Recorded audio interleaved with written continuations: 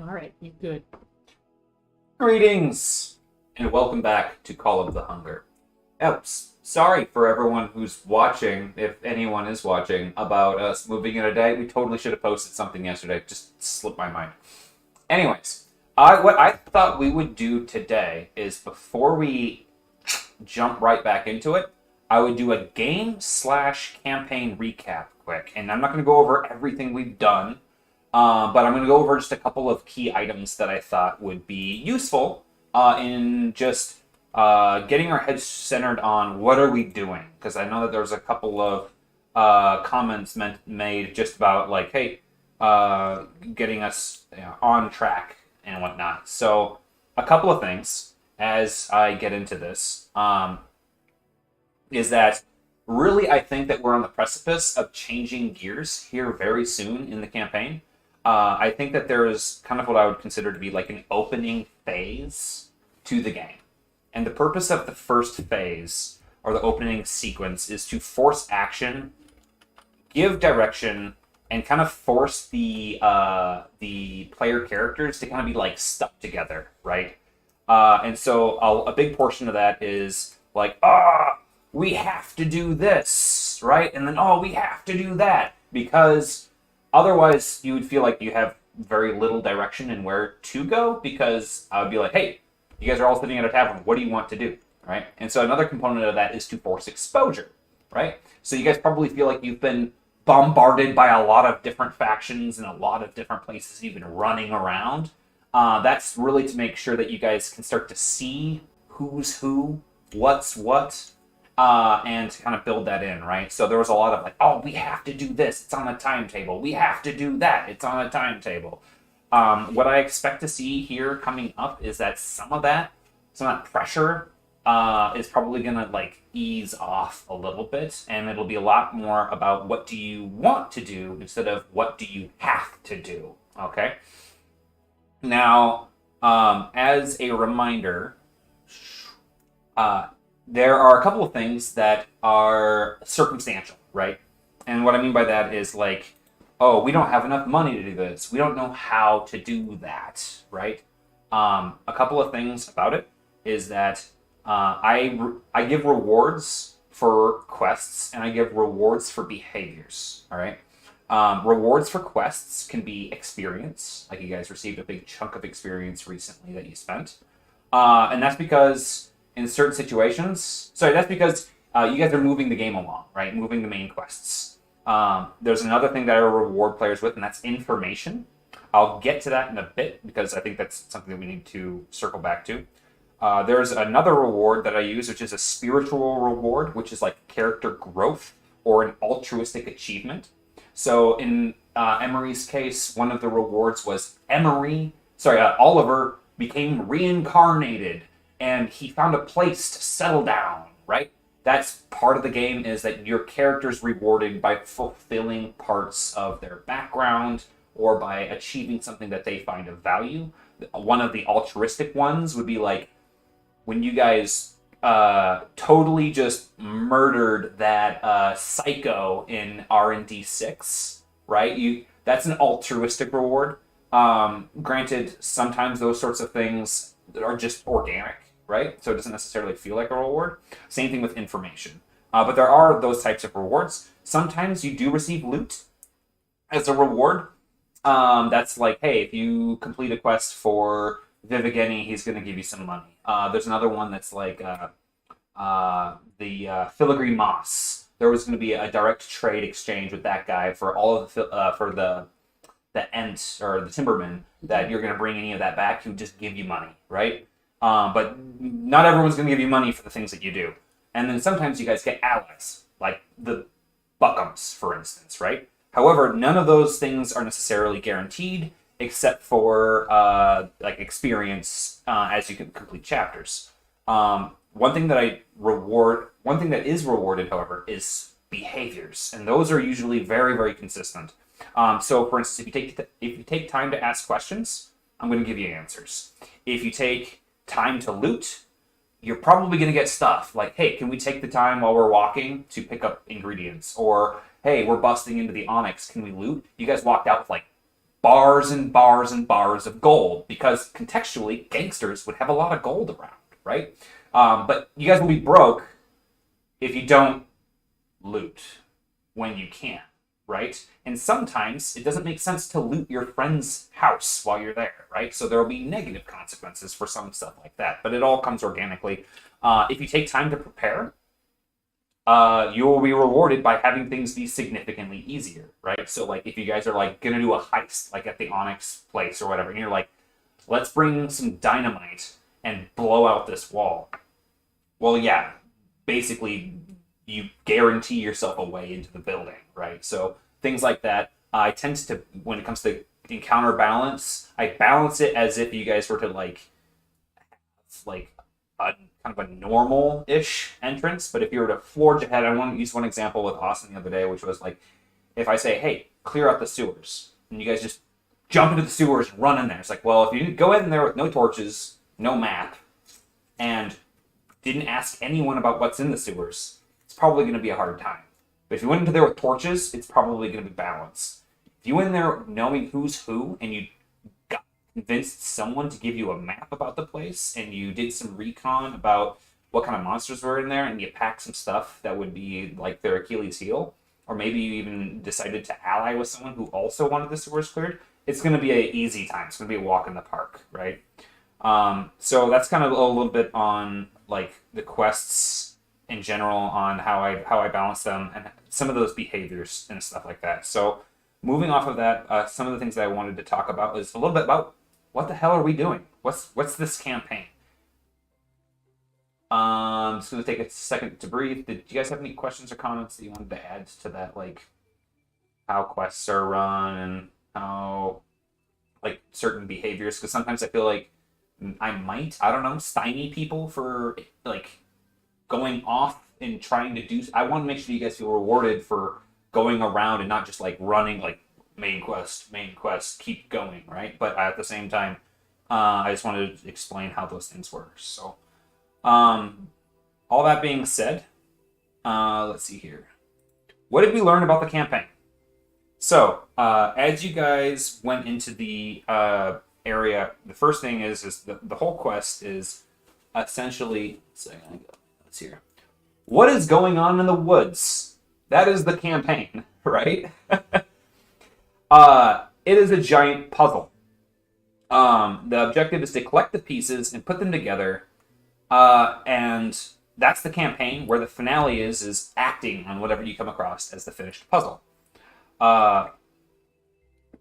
Problems that you come across on a day-to-day basis can be puzzles, such as information gathering and assembly, social encounters, which are usually bartering and networking, survival, which is usually weathering some sort of mechanic, like food or the hunger itself, and combat, right? So I'm going to do a little bit better. I'm going to try to, like, when you guys are entering, like, a social encounter, I'm going to try to, like, announce that, so that way you guys are like, oh, there's consequences to this, right? Let's be careful, and I'll try to like maybe make a delineation on some of those, and usually I'll try to like gamify some of them. So it's like, hey, just so you guys know, you need 5 successes to encourage this person to be on your side, that sort of thing, right? But I just wanted to kind of break that out. So as far as the Call of the Hunger, it's a survival mechanic, but mainly it's a big puzzle. And so far, you guys have been doing a hell of a lot on there. Although I know that one of the things with Sloan said, like, hey, we haven't gotten anywhere with the Call of the Hunger yet, right? I think that it's one of those things where it's like, it's a whole lot of prep, and then it's an execution sort of thing. So, for starters, you guys, when you went into the forest, you didn't know much about most of the creatures and most of the factions going on. What you learned is that there's a faction war going on. With every faction war, there's a bunch of different factions with all of their reasons for the things that they're doing. You learned that the bug people, which are the Tikeknu, and the Timbermen, which are the tree people, basically were causing they were throwing the ecosystem out of balance. And that was the reason for the faction war. or at least that is the reason why people have launched the faction war. But what you found, even more importantly than that, is that the reason for the faction war is because everyone is being influenced by Cinder. Okay? The faction war, the Timbermen, you found out that there's a couple of reasons. One, for the faction war is the Timbermen are losing sentience. They're having a hard time making babies that aren't just wild monsters instead of being sapient. And the second reason is unknown. That was unexplored as of yet. But getting back to Cinder, so a couple of things that you found out. You learned that everyone is slowly losing their mind, making them more war prone. You learned that Cinder's causing this. No one inside is willing to address this because they have ulterior motives of their own and have some sort of religious belief in Cinder. So they're saying, hey, Cinder's making us crazy because he wants us to be crazy. They want us to purge this nuisance, right? So that's why you guys aren't getting a lot of traction with trying to get help from them. And then also you've learned, with them all being their own factions, there's this if you're not with us, you're against us mentality. Think of it as you march into their courtroom and you're poking around and opening up chests and looking in their rooms and you're like, oh, don't mind us, right? They're super sus, right? That being said, you are not at odds or enemies with as many people as you think you are. I'm going to go through your allies, enemies, and neutral people in just a moment. But one thing I wanted to circle back to is, what have you actually learned about Cinder and whatnot as far as your leads moving forward? So you learned that Cinder is sick. So it's not just him being a dick, right? You learned that by connecting research, so the stuff in Emery's backstory with what was going on in the Crystal Tarn, Bull and his observations about the blackness on Cinder's face, and you fact-checked it with Leanne and Shay, who confirmed that there was something that infected him, and you were able to deduce that something that infected the creature in the Crystal Tarn subsequently somehow moved on towards Cinder. So Cinder is infected by something related to the death of Bon Vioni, the protector of the Crystal Tarn. And it's related to the black spot outbreak in Lemoore. Okay?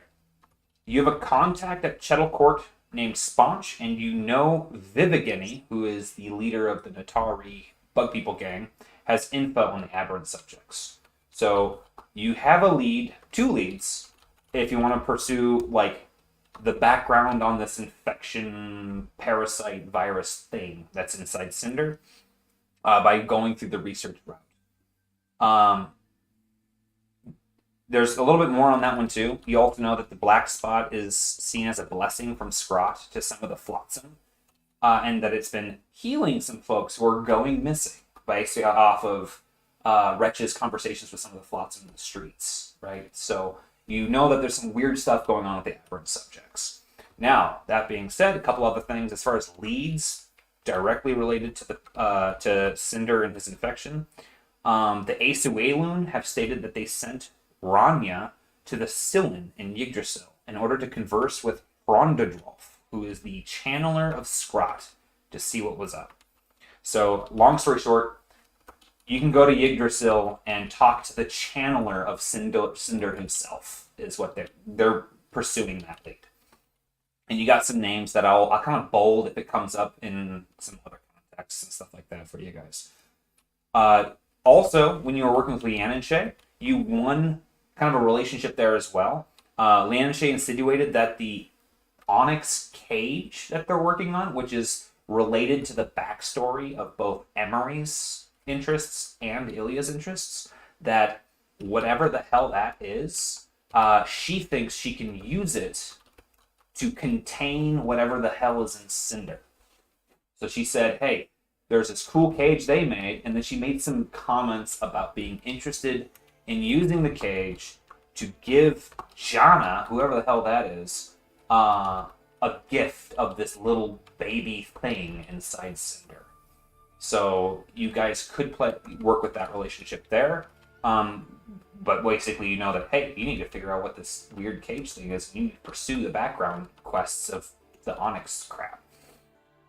So you got the Onyx that you can pursue for Leanne and Shay. You can follow up with the Aesuelun in Yggdrasil, which is back in the forest, or you can do some research about the aberrant subjects and kind of like what started the problems while you're in Lenore. Those are kind of your like 3 big leads. Not only do you have leads that you've kind of hard-fought pieces of the puzzle, you also have some other items on how to deal with the hunger in the meantime that you've gotten through your own research. And that is the tea in order to mute the effects temporarily, the vapor rub in order to make you less susceptible to the effects of the hunger. You've learned that meditation at night, specifically Wretch, he's learned a technique to be able to reduce the difficulty of other people's checks while they sleep. And you've learned that you can use some of your powers, Wretch, to reduce the difficulty, to eliminate 1 tier of the effects of the Call of the Hunger from someone by spending a story point and doing a test and giving them a superpowered magic hug. So. Hug power. Yeah. So, you guys have some tools to be able to prepare and come back into the forest and deal with the hunger effects, but you don't know what you're going to do when you get here. You have a couple of leads on how to deal with the hunger. That's going to require more time and research. And then there's a bunch of other side quest stuff that we can get into if you guys want, but I figured that would be a pretty good point for a recap. Now, what do you have for allies? Enemies and allies. So first of all is remember that in the woods, there's a faction war going on. So it's going to be really hard to stay neutral. But you guys have managed, for the most part, to stay neutral, which is kind of crazy. Your enemies, your clear enemies are the Bronze, which are the gang of Onyx in town, for obvious reasons. A and B, because you invaded one of their places, destroyed a bunch of stuff, conversed with them, and then left, so they know your face. You can assume the Harvesters, because they're the police for the corporations, essentially. And then the Deermen, you were on neutral territory with them until your last encounter. So it's safe to assume that there's kind of like a wanted mark on your head. That being said, maybe not, because you guys heard some other people getting attacked. So you don't know what's going on there. But right now, I think you guys were safely assuming that they were enemies. Allies. The Aesuelun are your allies. You've won that. The Buckums are your allies. You've won that. Azraelan is your employer. So there's that.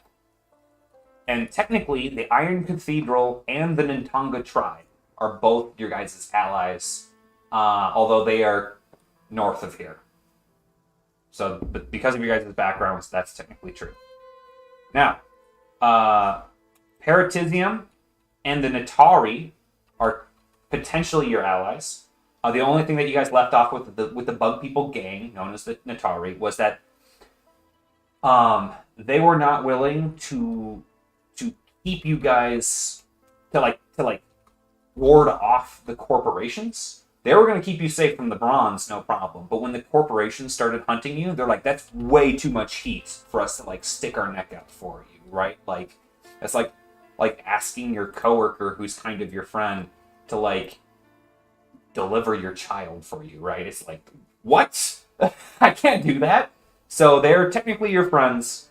It's kind of like the enemy of my enemy is my ally sort of thing with the Bronze. Paratisium, Wallaby actually smoothed the waters with you guys. One thing that you guys left with Vivigeni, with the Natari, was he's like, you guys really got to bring back information about what Archek was after. And you have that information, so you can give it to him, and I can paraphrase that for you guys here in a bit. Who's neutral? The Flayoon are technically neutral. You guys started off with Bull having some background, pull with them. But in your last interaction, you guys did some work for them. They kind of balance the scales with you guys, and then you're like, we're done with you. And they're like, okay, well, Bull, you have responsibility to stay here and help us because you're part of our clan. And he's like, no thanks. So at that point, it's like, okay, well, if you're going to defy the clan, then, like, I guess goodbye, right? So right now, there's some opportunity for Bull. He's got some background stuff. And so does Wretch, ironically, with his familial stuff. I know that you weren't necessarily technically interested in it, but you guys have ins to get in good with the Flame if you want, but technically they're neutral right now. The Sillin are neutral. The Viven are neutral. You've got a couple of other people that you've met. Dante Ogilvy is one of the farmers nearby. Diala, the person who gave Emery her quest earlier, technically neutral as well. The Flotsam are neutral. Chemo and the Sons of Yin are neutral. They're supposed to be a bad guy enemy thing. They're like kind of put you really at odds with them, but based off of your actions, you actually won favor with someone who was originally going to just be an enemy. And so now they're neutral. Because Chemo was like, hey, take me back to my people, and I'm going to give you more money than you could ever imagine. So there's room there too where he's at Yggdrasil, or he's getting taken there as of now. You might be able to build some rapport there as well. So with that all being said, you guys are in the middle of the forest. You guys are coming up.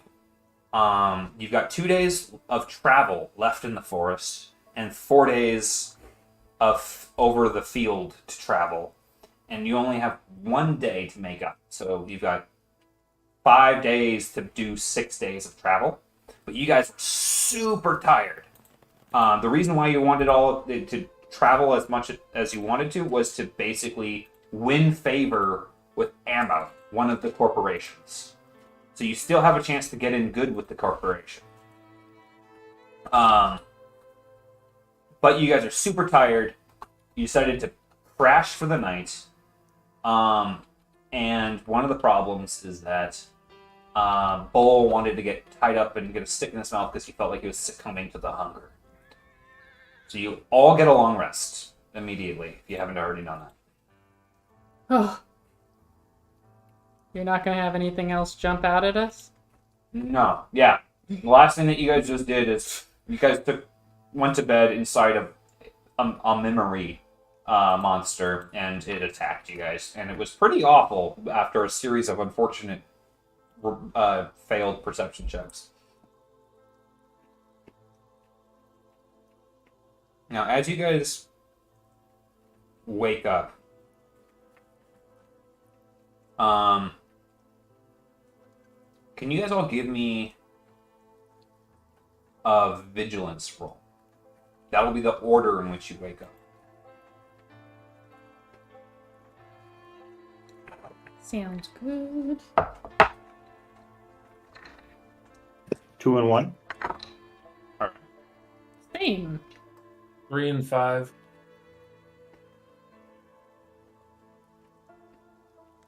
1 and 1. Okay.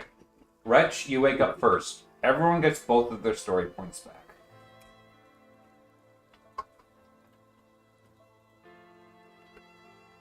All right. We'll say that everyone's going to wake up within the next hour. Is there anything you would like to do before other people start waking? I don't know. When are they doing the checks for the hunger? When they wake up? We already finished those checks and have resolved the failures, but moving forward you won't do another check until 24 hours have passed. So I think a bit of this was missed between sessions, because you didn't mention to me that Wretch's, hug did anything in the game. So do I still have my highest trait, or do I not?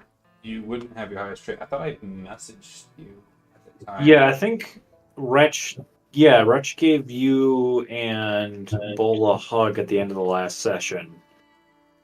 Or at some point in the last session, I'm sure that Yeah, but we just didn't know what Oh. it did in session, so... Andrew, you, I think that hug happened before our day of travel and then going to sleep again. yeah, because I messaged you, Andrew, on what it did. Because it removed it removed lost, and then you regained it. Yep. But I must have. So I not am messaged you. crazy again, but I am currently unconscious. Correct. And so I'm not crazy right now? If you didn't, I'm if only you 3 didn't- crazy, not 4 crazy. Correct.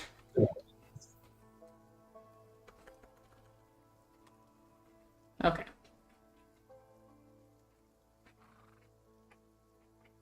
All right. Well, I don't know. This isn't really a short rest, so I can't like do any healing or anything like that. Well, we didn't get a short rest between the fights, so can he do healing? I was unconscious for the short rest. You can gain the benefits of a short rest during a long rest. Yeah, but I can't cast healing while I'm long resting. So you can do anything in a short rest. You can do in a long rest, as long as it counts as your short rest, so to speak. So if you want to do one medicine check or one healing check on everyone can get that from effectively doing the short rest heal. The short rest healing, but we did a long rest. What he's saying is, if you do a long rest, it counts as a short rest. Yeah, long Yeah, but I rest couldn't- is short rest plus. Okay, so I can do a heal check on myself right now. As part of the long rest, yes. Okay. I'll try and heal a crit, I guess. Oh, but you were strained out, is what you were saying, right? Yeah. Because you do all your rolls for the short rest. Like, yeah, you can just do it now. You'll just start the day with strain. Okay.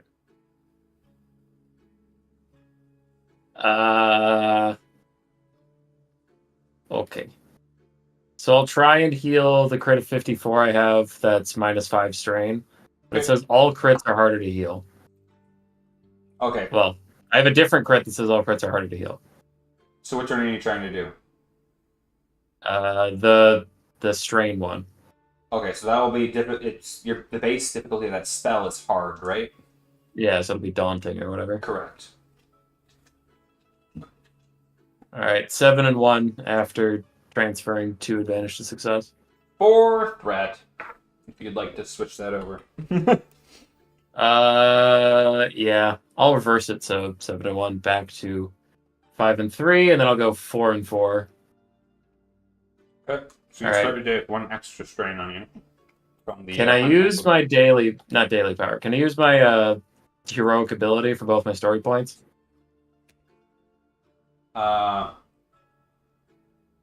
Yes. Alright, because I'm almost unconscious on wounds right now. So I heal all my wounds, and then it also says heal a crit. I heal the crit that reduces my wound threshold by 5. Okay. Nice. Before you do that, remember you can spend a story point to do the hug thing, and you still have a short rest heal you can do on yourself. I am no good to anyone if I take 2 damage and immediately die. But you can heal yourself, like, with a heal check, is what he's saying. I just used the heal check. Rid of a crit. No, crits are different. Crits are their own thing. You can do all Using of a your spell. all to your get rid of crits. All your crits are once a week. But to heal for healing's sake, you can use your like anyone can do a medicine check, or you can use your spell in proxy of that once per short rest. I thought I could only cast 1 spell in a short rest, otherwise I could just sit here and use my crit spell on all my crits and get rid of them. Oh yeah, you can use your crit spell on all of your crits. Remember, so yeah, that's how the healing one works. You can use it once per short rest for healing damage. Otherwise, you can't. That's why you can't infinitely heal damage. But for crits, if you fail it, you have to live with that crit for a week. Mm. That's what's So you can do that instead if you'd like. Okay. Yeah. I could do 3 more checks with the May mending, I suppose. You want to do that? You tell me what you want. All right. I'll use May mending 3 times in a row. Which one is that? The get rid of crit spell. Yeah. All right. All right. Which one are you doing now? It doesn't really matter except for, is this the one that, so everything should still be daunting for this, right? Yeah, the harder crit one I'll get rid of first. All right. All right. 5 and 1. 3 and 2. Key 8. There's 2 more strain. I'll do the wound threshold one. Down to 3 dice now.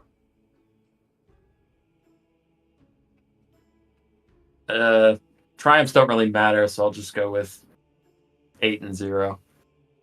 Well, with your triumph, I'll say that this spell was that you can use the next crit heal for, like, you can add the success, the overflow success to that.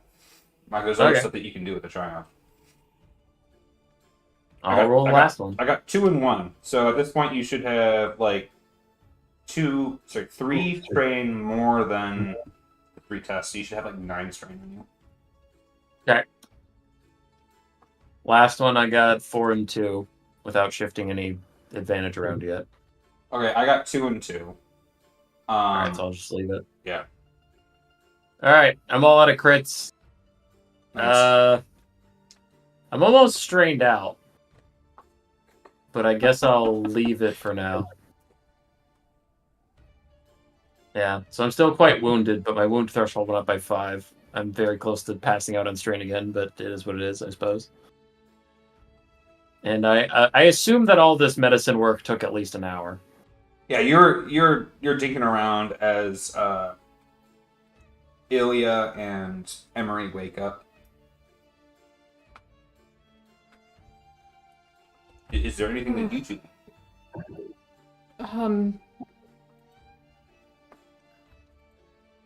How's that? Oh, I'm glad you're awake. You feel okay? You talking to me or the other one? Well, you. Last time I saw him, he was at least conscious when he went to bed. Yeah, I'm fine.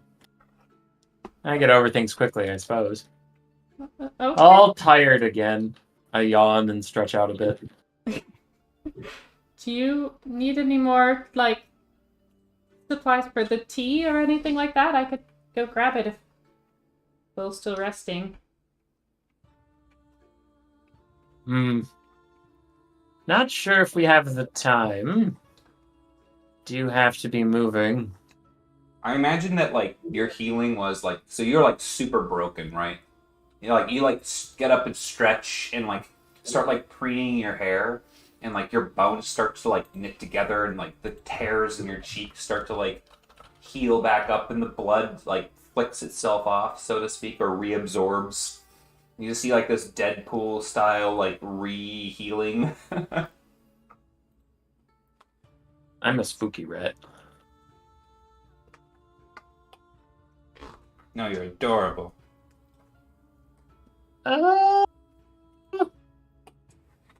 Seems kind of spooky. But, yeah. I don't know. How much longer is Bull going to be out? Do you think, actually, that we should just leave him out and try to carry him? Or do you think he's feeling better today? I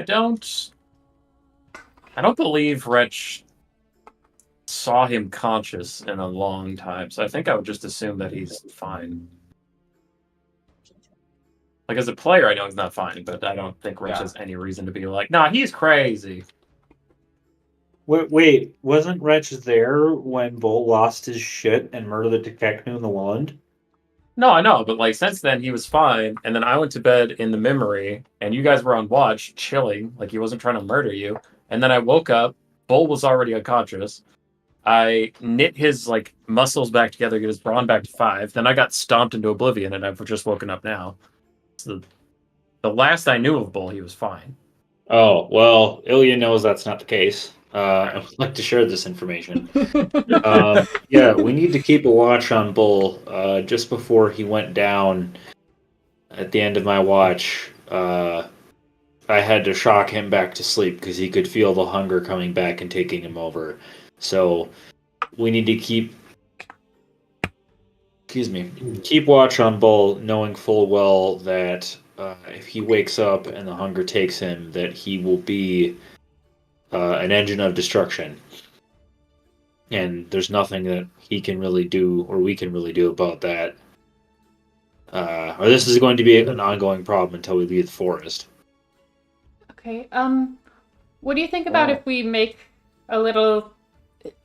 I don't know what's the thing for like dragging behind us to carry him, Gurney? like a gurney or something. Yeah, Press sled. I could make something like that rather than my deer, so that it takes a toll on me to like keep that out all day. But I don't know how you're feeling at this point. Do you think you could pull him if I put him on a little sled? It would greatly reduce my movement speed. I'm sure. But I probably could.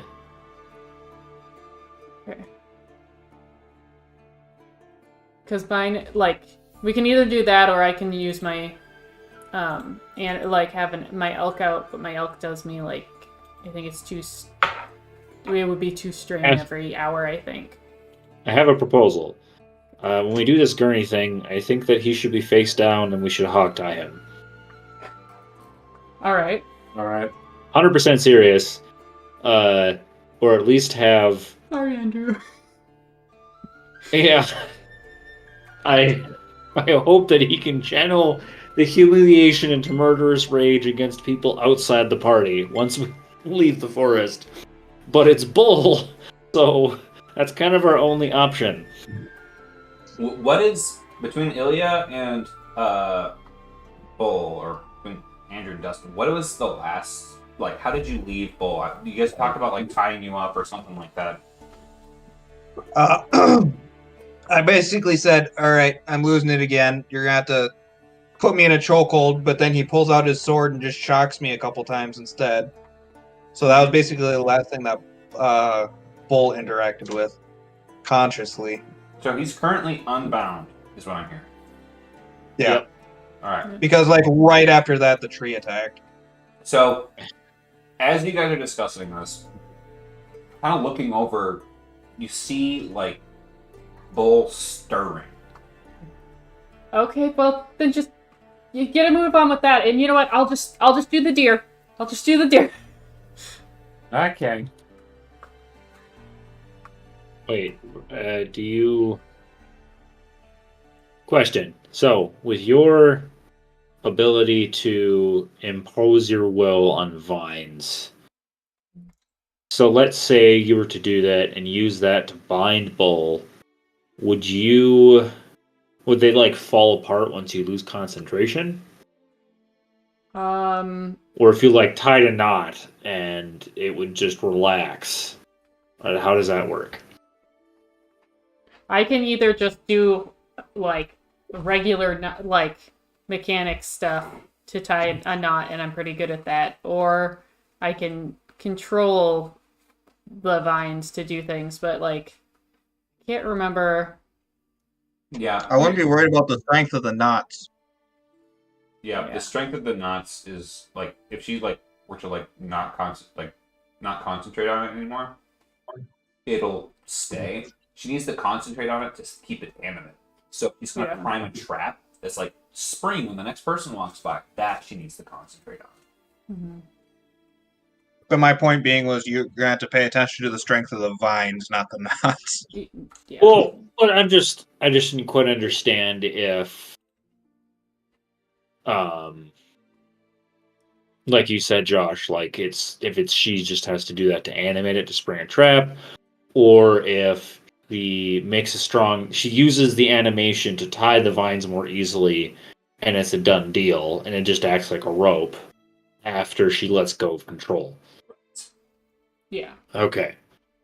So Bull is stirring, and I'm going to ask everybody's help to bind his hands and feet together. Are you trying to be stealthy about this? Yeah, because if he wakes up and he's pissed off, that's going to be bad news. Okay. I need a stealth roll from. Is it just you? I would like some assistance. Correct. I'll help. Everyone needs to do a stealth roll separately because this is a weakest link situation. And Bull, give me a vigilance check. Lucky for you guys, my vigilance is really low. 2 and 2. 1 and 1. 0 and 0 and 4.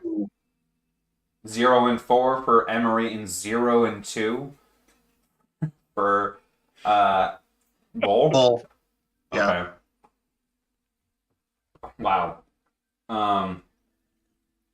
Okay. What are you describe what you're doing? Because that roll is for getting about a quarter of the way there. What do you mean? How are you tying him up? What do you What's mean? your whole plan for tying him up? Oh, okay. Because if your plan is to So- tie him up to a gurney, then that roll is for getting the rope around his feet. Because you're gonna have to do a couple more checks to get it all situated. I'm planning I'm to. going to tie. Oh, go ahead. Sorry. No, you can go ahead. Tie his left hand to his right ankle and vice versa. Have the knots cross over. If that makes sense. Right hand to left foot to right hand. Yeah. Oh, sorry. And yeah, okay. But underneath his waist. Okay, so in order to do this, if it'll be like prison style where he can stand, and it'll be at the legs. Otherwise, in order to get it like where his hands are next to his ankles, he'll need to be bent over, and that's going to be a hell of a lot harder to do. If you know what I mean, like if you want him like this, then you're going to have to like position him, and he's going to get a big boost to his roll. Okay. In that case, I don't want to position him. I don't want to take the risk. Okay. So you're going to do his hands together, his feet together.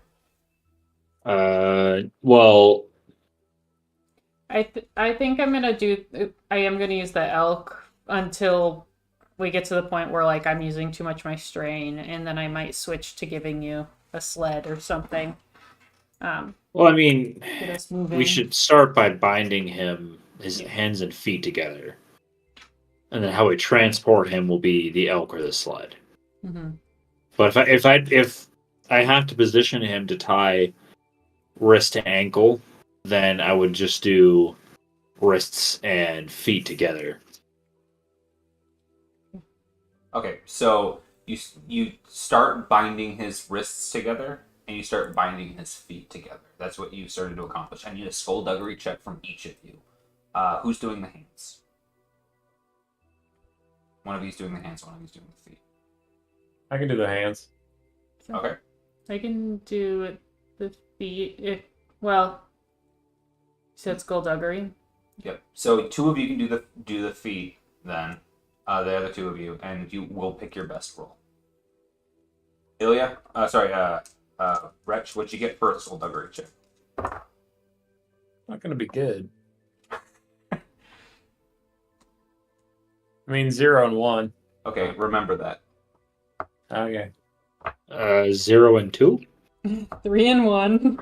Okay. That is the difficulty of breaking free. Now that his hands are tied and his feet are tied, is there anything else you guys want to do? You guys can get probably one more thing done before he will wake up naturally. Would like to make my elk to put him on, I guess, unless you guys have something more you want to do to secure him first. Oh, his hands and feet are bound. It's probably the best we can do. Okay. Okay, go ahead and do a ritual cast of your elk then. Okay, it's an easy check. Reduced. Easy check. Okay. Mhm. Roll 2 threat. More than that. 2 success, 3 advantage. Okay.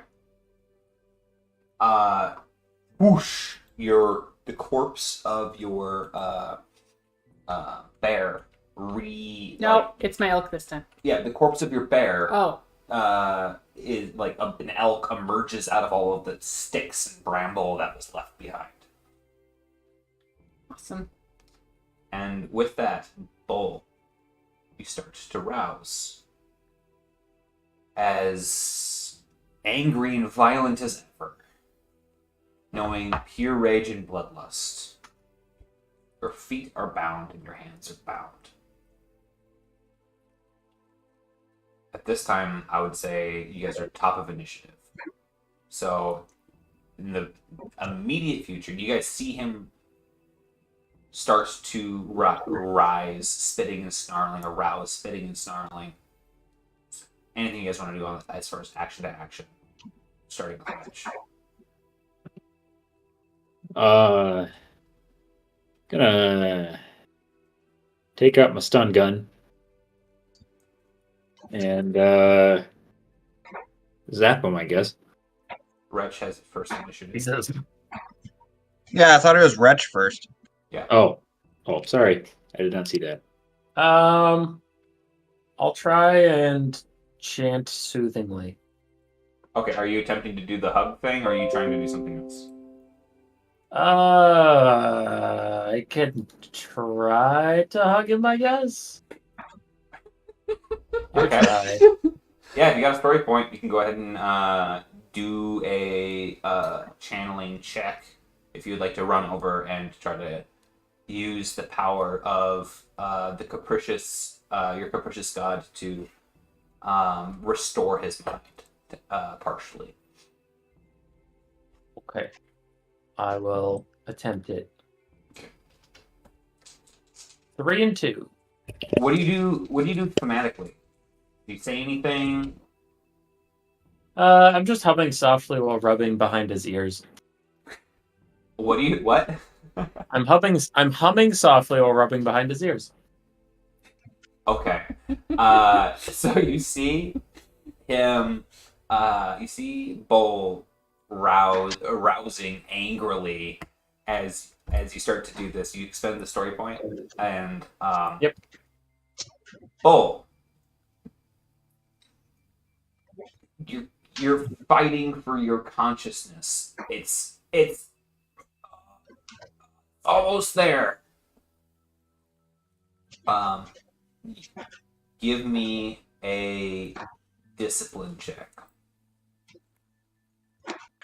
If I spend a story point, does that give me an extra die or does it upgrade a die? It upgrades a die, which might give you a extra die if you're rolling all yellows at this point. You said discipline? Yes. I like the idea that you're giving him scritches. I got 3 success, no advantage. Okay. You gain control of your body. You lose loss. Whoa. For now.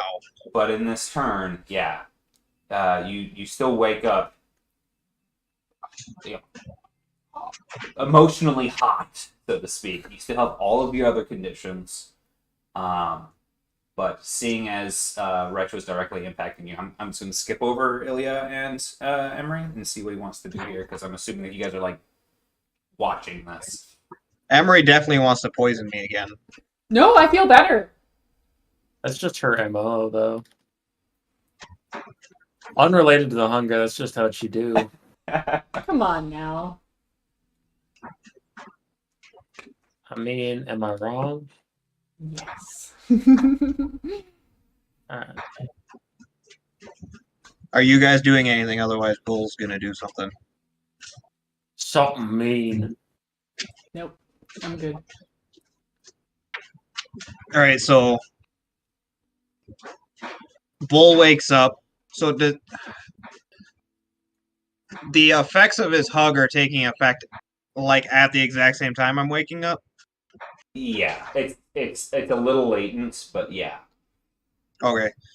So I kind of like open my eyes and see this rat man right in front of me, and I like move to headbutt him, and then I'm kind of like, oh, it's you.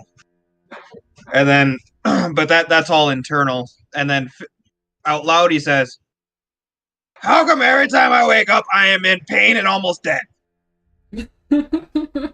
That's life, buddy. Your hands are bound. Your feet are bound. Oh, buddy. Every time that you encounter something mean, it's ends up being totally dead and experiences a lot more pain. So that's some consolation, right? What?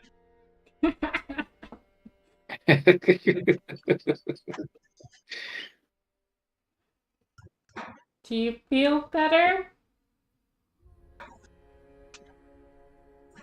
Well, I don't think I'm losing my mind, but I feel worse. What happened last night? I had to shock you to sleep because you were about to enter a murderous rage. Then the house that we were sleeping in turned out to be a memory, and I savagely killed both. Did I kill both? Killed one. At least I think I killed both. And there's a lot of stuff was happening really quickly, and it was a very unpleasant affair. And Wretch got hurt real bad. I think Messed everybody got slapped around a bit. I did okay. So, just before you get too far, when you're saying the thing about killing both of them, Bull's just kind of like looking between you and the rest of the party, like, is he for real right now? I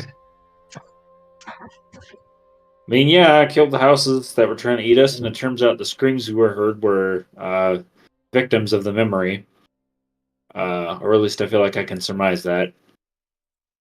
Yeah, and so before you woke up, we tied you down because we weren't sure if you were going to be coherent once you were fully awake. Yeah. Oh, and while you were unconscious and I was trying to murder these memories, hit you quite a bit and busted up your ribs and nearly killed you.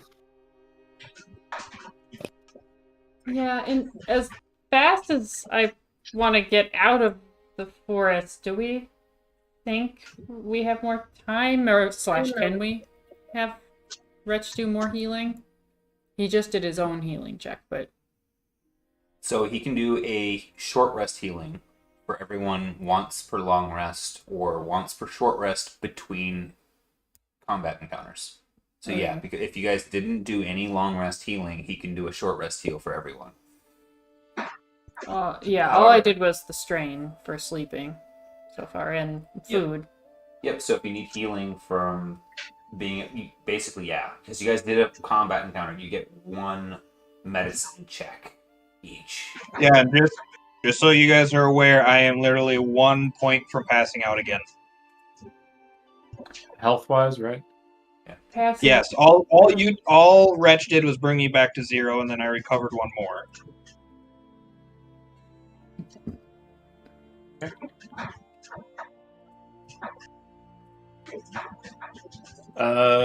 So if I can do healing, I'd probably just heal Andrew, and that's it. Otherwise, I'm going to pass out. If I do 2 healings, I go unconscious, which I don't think you can willingly go unconscious.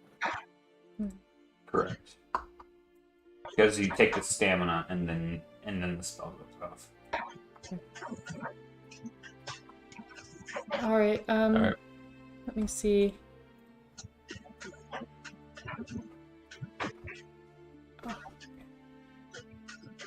I have 2 more dregs of this health potion, 2 if other people are feeling hurt. I don't know. Ilya, are you hurting? No, I've only got 3 damage. Okay, I'm gonna take Jesus. one drag of it because I only had a few health left. How do you only have 3 damage? The house plants were missing me consistently, and I would just parry anything they threw at me. There you go. Pays to not be stuck to the floor, I guess.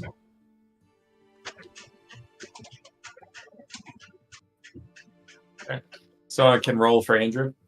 Yeah. All right.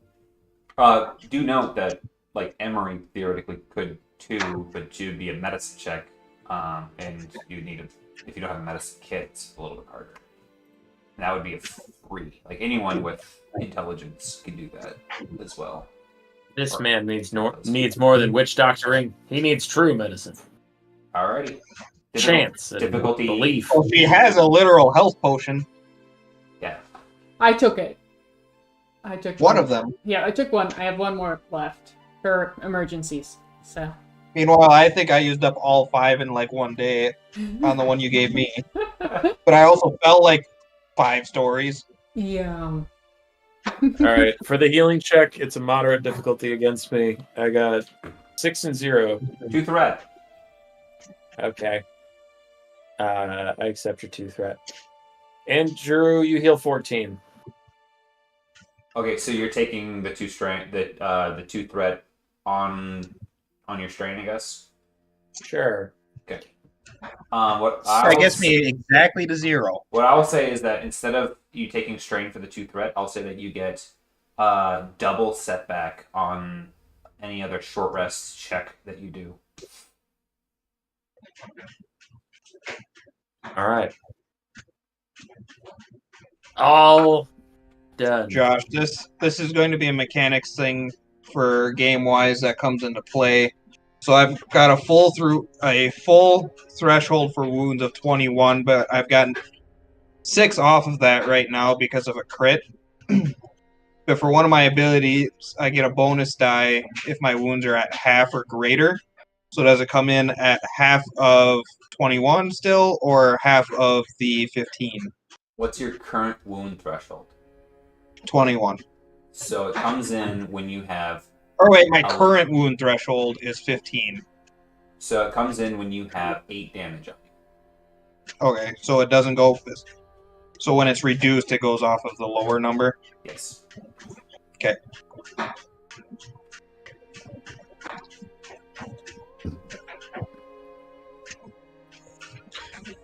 Alright, so now that we're past all the gobbledygook, Bull is just going to try and break his vines. He's not even going to ask anybody to untie him. He's just going to try and break them. Yeah, seeing as I doubt you're going to roll nothing, you break them. Your arm's just like you don't even think about it. Like, you probably did it by accident. Like, you went to reach for something and just snapped the vines on your hands. So I look down at my hands and back up to the group. I'm like, oh god, you guys aren't going to survive long. Your feet, however, you have to check for.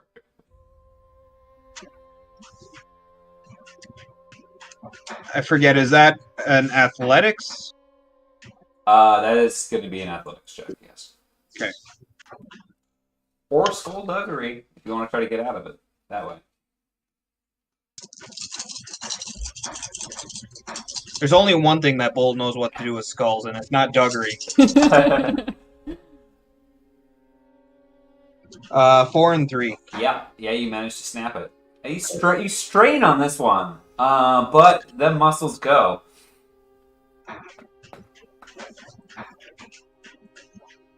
And I just kind of shake my head a little bit like...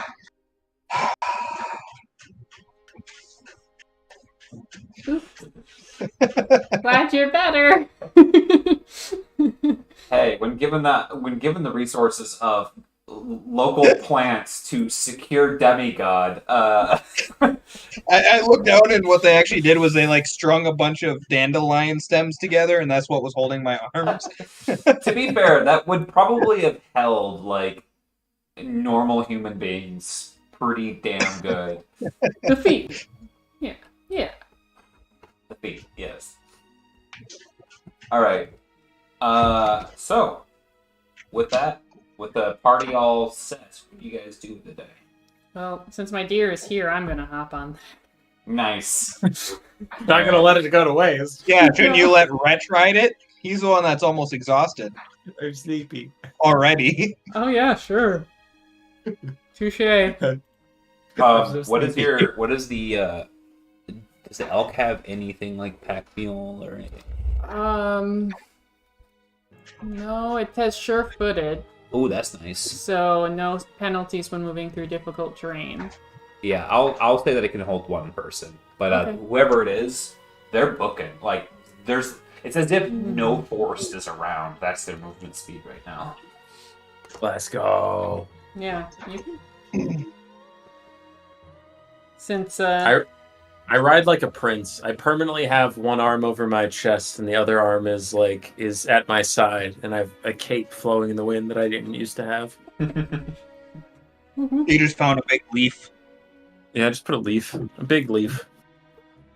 So at this point, it's about the same brightness outside as dawn, as you guys set out on your day. Is there anything you would like to do while you travel, or are you booking it? What's the plan here? So Got one book. just something to clarify. So the elk can move through the forest as if it's not there. If it's doing that, is it making a path? No, not really. It's not like one deer makes a deer trail, so to speak, right?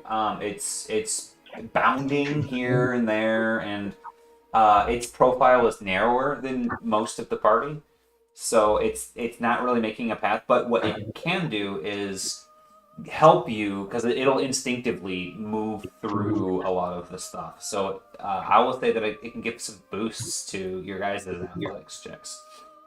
So Then- good thinking. So if the elk is up front, Emery should probably be right behind it, and then I'll be behind her, clearing any of the larger brush if it gets in the way. Okay. yeah, and I'll lead the way, looking for. Well, you know what I mean. Like, look, I'll direct the way we go. Okay, so what I will say is that everyone gets 2 boosts to their check, except Austin doesn't have to roll. Yay. And then, because Bull is clearing the way for Ilya, on this athletics check, I want you to... You add either 1 success or 2 success. Do you want to do 1 success or 2 success here for Ilya? You can either... Bull can reduce his check by 2 success or by 1 success, and then Dustin Ilya will get the equivalent added to his check. He can just have 2 of my success. Okay. Now, all of y'all go ahead and roll. Our athletics checks? Athletics checks.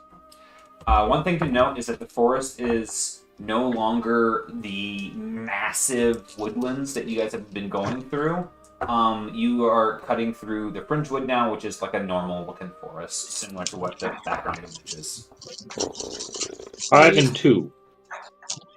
I used my frickin' reroll, and I got 1 and 1. 1 and 1, you got 2 boost dice, right? From 1 and 4. 1 and 4, okay. And next. Wait, did you say that he Everyone gets 2 boost just dice, gave me 2? and he gave you 2 success. Oh, well. Okay, I'll basically be flying no matter what I get on this boost dice guide. Okay, 8 and 4 with the 2 success. Jesus. Okay. Bull? So after giving my 2 success away, I've got 3 and 4. Okay. So you guys are moving in stride. In fact, Emery is getting caught up and is forced to fall behind Bull because she's getting caught up on the bramble, not able to follow the deer as easily. And so when Sarah gets back, she's gonna take some. She's got an option to take some strain to keep up, or start to fall behind. So everyone's doing good, but you. Yep. Would you like to take 3 strain to keep up, or would you like to fall behind? Now, noted, you guys can choose to take some of that strain to pull her along with you if you would like.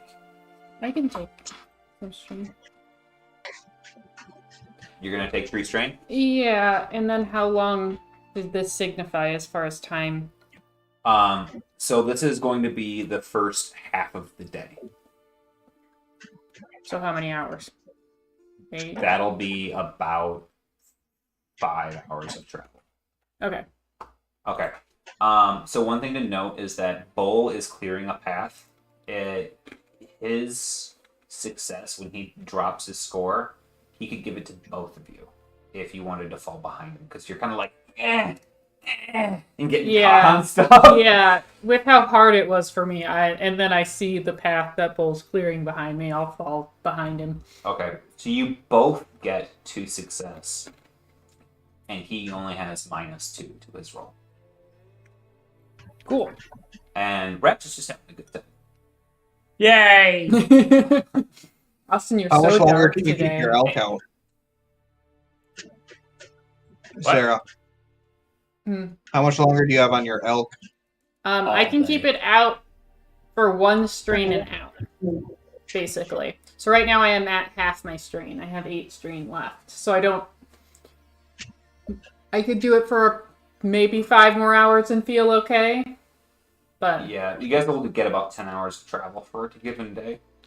That's 5 more hours is what you can expect to get done today. But if you guys want to push through the night, then I might have to stop it early, because I might have to stop it now, basically, because... No! No! That little wretch. Mm-mm. So, The other thing you could do is take turns on the deer. No. he's still the most tired. Okay. I give the deer a piggyback. All right. So with Emery moving behind, you guys can go ahead and give me another athletics check as you push on. Do we still have the boosts? Yeah. Deer's out. Same freaking roll. What was your roll? 1 and 4, but then I get his 2 Plus 2 success. successes. Mhm. Okay. 4 and 3. All right. After the 2 are removed, I've got 3 and 5. 3 and 5. Okay. Yep. With your guys' advantage, because you guys rolled quite a hefty amount, you guys can either all recover 3 strain as you are moving throughout the day, or you can gain 3 hours to your trip. I like to gain 3 hours. 3 hours. Personally. Okay. Yeah, I don't have any strain on me. All right. So as you move along, you've made up 3 hours extra from your advantage on that roll, and throughout the course of the day, you gained 2 hours for each half of the day. So you are basically 7 hours ahead on your trip because of all of that. So the deer managed to show you guys a really nice path, and Bull clearing the way. You guys managed to show impeccable time. You probably wouldn't have been able to do this, move this quickly throughout like the Siberian rainforest, but wow, you guys have made incredible progress. So, anyways, with that, it comes to evening. And what do you guys want to do? Do you want to bed down for the night when you normally would here? Or are you guys looking to do anything else for the day? Are we still in the woods? Yes, you have one. You have got about a. You're on the fringe of the woods. You're still in the woods. You'll get out of the woods tomorrow. All right, so I kind of turn to the party and I'm like, all right, I don't trust myself to make it through the night again. So we either have to come up with something we can do to prevent what's ever going to happen, or you're going to have to tie me standing up to a tree. Note. Actually, can everyone give me a vigilance check? Doing fine.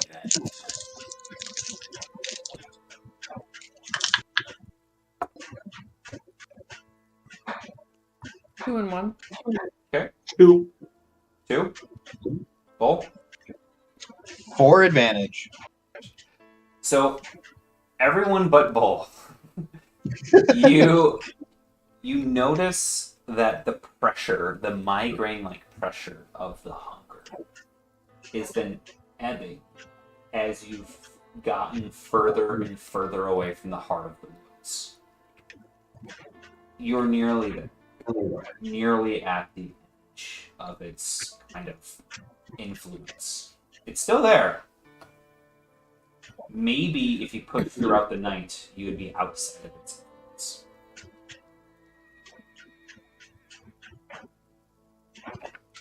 If you were to dispel your deer, would you be able to handle the extra strain? I can't because I already had the deer out for another 5 hours. So Okay. I can't like take it away now.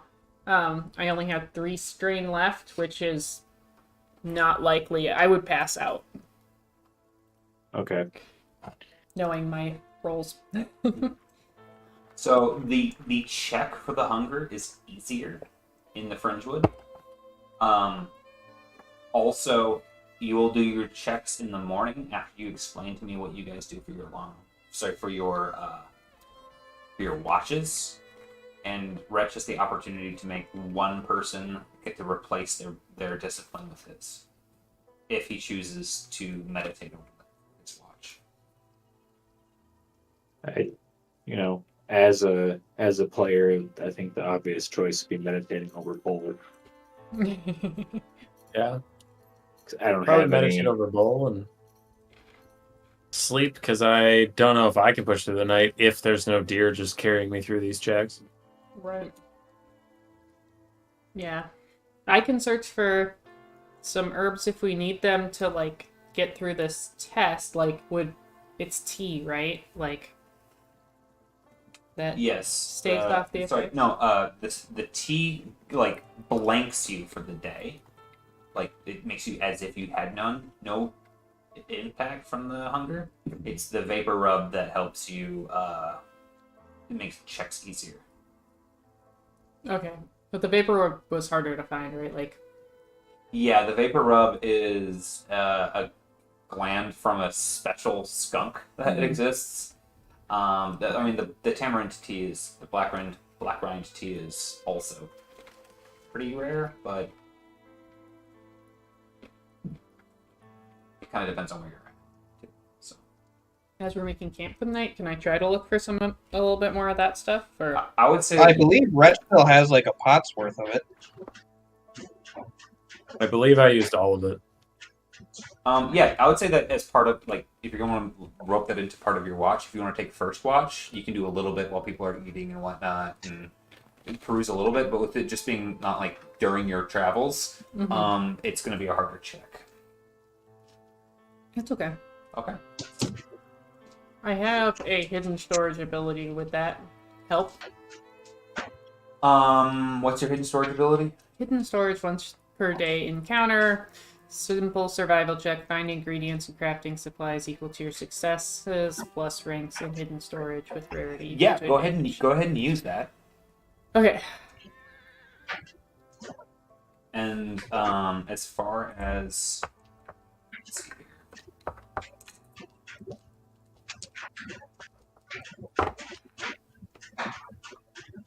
1, 2, 3, 4, 5. 5 success, 1 advantage. So I was looking for a 5 because that's a rare ingredient.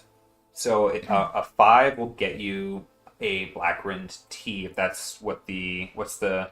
Unfortunately, the way this works is find ingredient supplies equal to your successes plus your ranks in hidden storage. So I would find 6 rarity 1 because rarity is my advantage.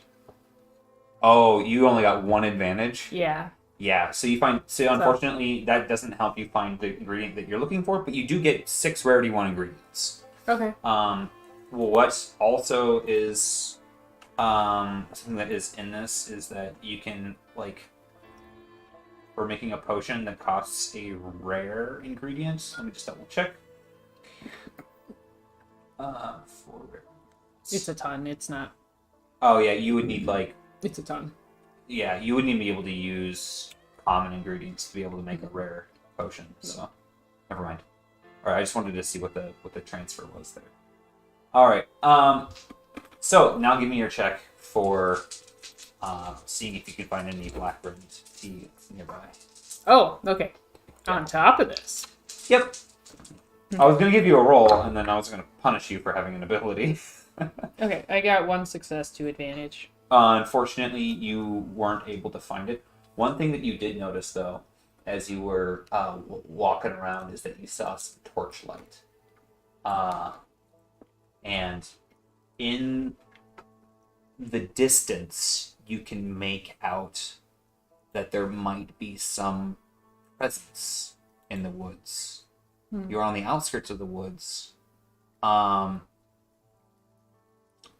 don't seem to notice you. It's far enough away. Okay. That distracts me, and I kind of come back to the group, and Yeah. I kind of whisper, like, hey guys, there's torchlight not far from here. I don't know. They didn't see me yet. I didn't get close enough, but I don't know if they're friend or foe, so heads up.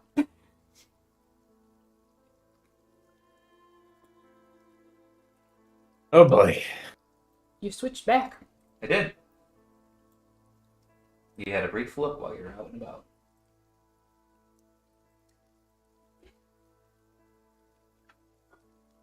All right. So you guys can all eat if you would like. If you guys are doing a hot meal, I think you guys just have rations, so you just be normal rations. Are you guys going to use have a nice warm fire or not? What's your guys' plan there? If we have a fire, we might draw attention. So Bull just kind of like wolfs down his ration real quick, and then now he's like trying to find like a perfectly straight tree or one that's reclined a little bit. Oh yeah, to lean up against or scratch your back. To tie myself to, Oh gosh. because nobody else has done it yet.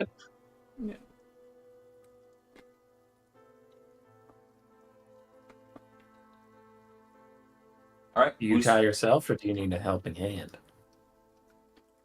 So Emery comes back. What have you guys eat? Are you just decided on watches? What's going on? I'll take second to last watch so I can meditate for people. Or wait, no. I would want last watch so I'm awake when people are still asleep.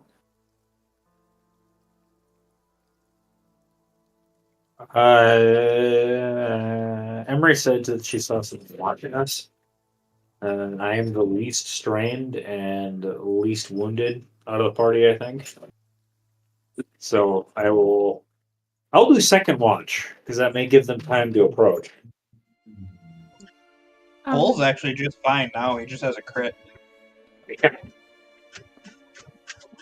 I don't think that we should have a fire tonight, and maybe if there's a more secluded spot, we can kind of hunker down in so they might not see us. I don't think they saw me. I just don't want to risk any more confrontations, I guess. Is there something, Josh?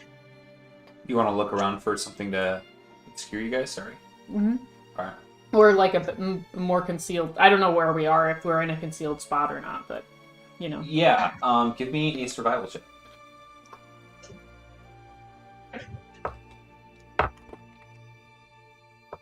One, 2, 3, 4, and 2 success. They're pretty far off. By not having a fire, it would be pretty damn hard for them to find you guys still in the woods. It looked like there was even a trail off by where they were. So you're probably safe here. Okay.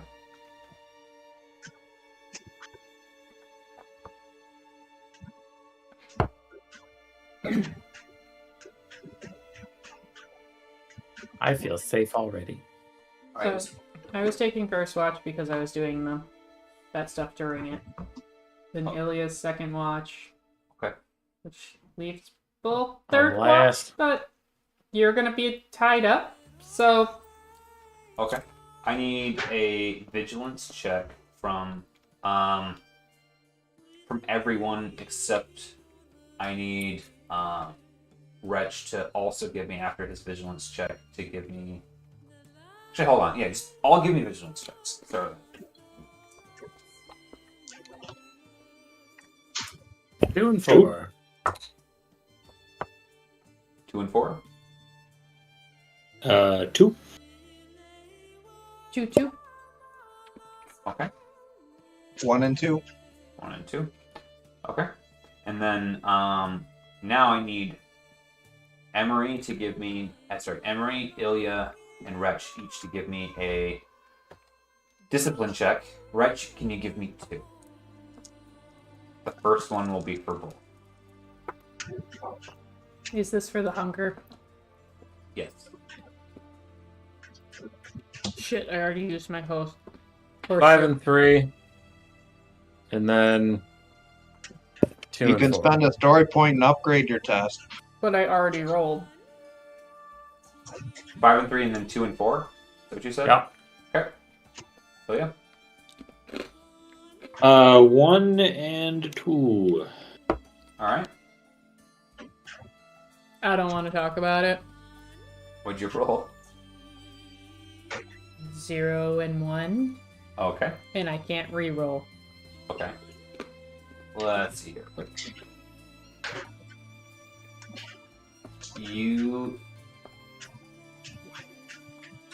You're at 3. You lost your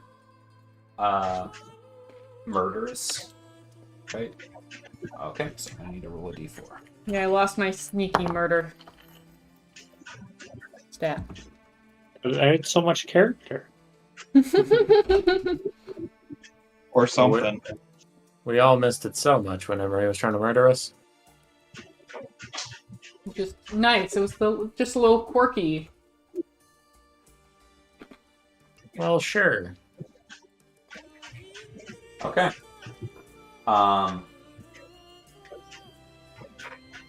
You guys wake up following day. Nothing happened overnight. Some of you got rings under your eyes, maybe a little deeper than others. But you can all receive the benefits of a long rest. If you'd like to consume a ration to heal one, go ahead. I'll recover all of your strain. Nice.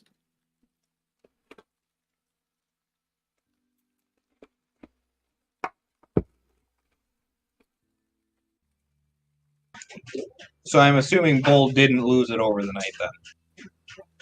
He does not. He wakes up strapped to a tree and himself. He loves being strapped to a tree, though, so. It does wonders for the back, you know. I won't You judge him. know, I think Bull just wants to be held and doesn't know how to ask.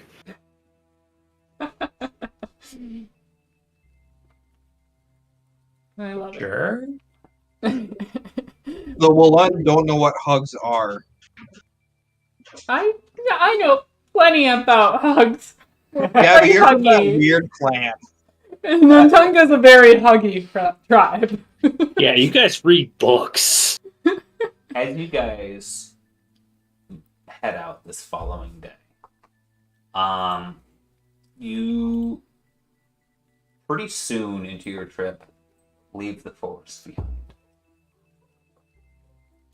And Oh God. the thing is that as you leave the forest, you saw some signs of life, of sapient nearby.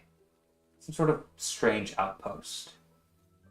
That being said, the forest is not without its old ruins. In fact, much of the fringe wood is relatively young, having taken over areas that used to be fields, etc., where homes used to be. And as you guys draw out into an area that is still dotted with trees, you start to see, the distance you can see starts to become more and more, and you start to see off in the distance the familiar sign of sapient living, houses, smoke from chimneys. In fact, you guys see quite a bit of it, like maybe more than usual.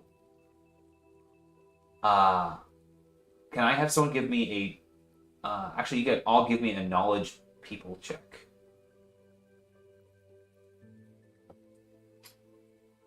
No, native citizen would not apply to this. 1 and 1.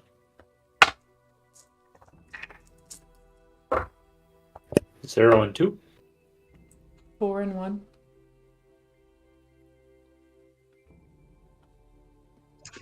One and two. Yeah, pretty much only Emery picks up on this. They're just like, "Hey, look, farmers!" And Emery's like, there's like a couple of people. Like, normally you wouldn't, you could walk all day and probably only see 1 or 2 people. You probably see them. Given that half the time of this following day was in the forest, that's quite a bit. But you march on. I don't think Bull would notice anyway at this point in time. He hasn't really spent much time outside of the woods. That's fair. Yeah, that's a good point. Yeah, he doesn't notice anything. In fact, you're probably a little like gobstopped at the whole idea of there just not being trees. It's like, Fair. Was Bull? Bull was not with us in the lab, was he? No, I was. he was. But I was literally only out of the woods for like a week. Yeah, that was just. And then you guys drugged me right back in. Well, okay, but I'm just saying, like, having been in Lemoore, I feel like that's probably the biggest possible culture shock for what's essentially a wild man. Absolutely. Definitely not contesting that. He is also like just barely clinging on to sentience. I think.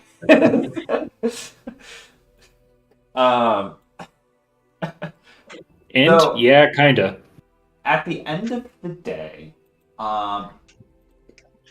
you guys start to make it towards a familiar sight of the Buckums.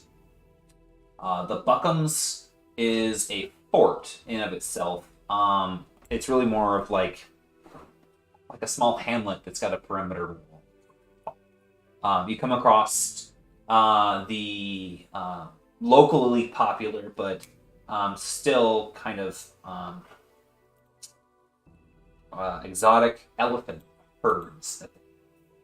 And you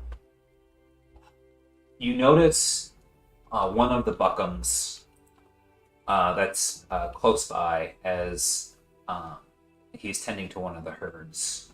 And it is, 1 second, where's my notes? Had this up.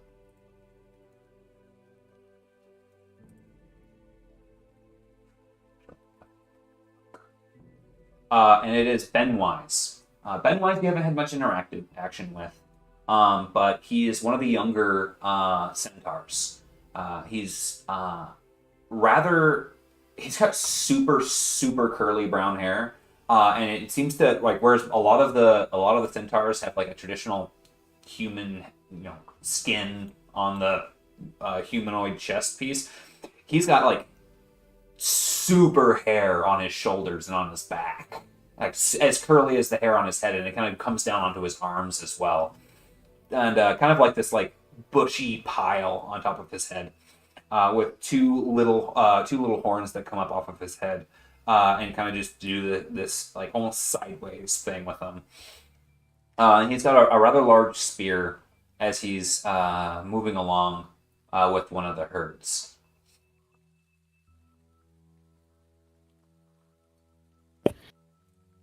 All right. Do you guys want to approach him or keep moving towards the major establishment or whatever? I think we should. Yeah, let's approach them and ask how things are going, and if we could get some help transporting us into the. Okay. Post haste. Customary in this territory, you'd still give a toot on a horn or anything that you have, or you would hail him because it's still super dark out. So, assuming you guys are gonna do that, all right. He hails Yep. you. He hails you guys back and waves as you guys come closer. He goes, "Oh my, aren't you a sight for sore eyes? Whew, it's been a while." Yes, it's very nice to be out of the forest. It's nice to see you. Yeah. So, you left on a raft, but you come back on foot. Did you think that the rapids weren't your sort of flavor? Things were on fire. I jumped into a hurricane. Forest got real messy. So you took the white flow down into the Braid Lakes and you came out through flames and through hurricanes. Huh? That seems like quite a trip. And here I thought the Yeah. locals were having a bit of a story. It sounds like nothing ever amounts to what you guys are up to. You got balls. Yeah. So I have a very pointed request on behalf of the party. We need to get back to Lemoore, and we need to do. I guess it would be 5 days of travel in 4 days, was it? Or is it? Yeah, we're a day behind, and you- we're wondering. Go You guys ahead. got about a half day to catch up at this point. Yeah, we need to. We'd like to make up for lost time, probably by a day, and wondering if we could enlist the help of the Buckums to help us get into Lemoore to deal with some business. Sure.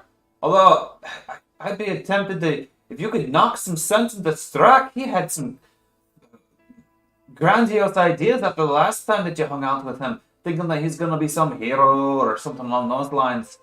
Fun and trade didn't seem to have that sort of attachment, but maybe me and Xander or us there will take you this time if you don't mind.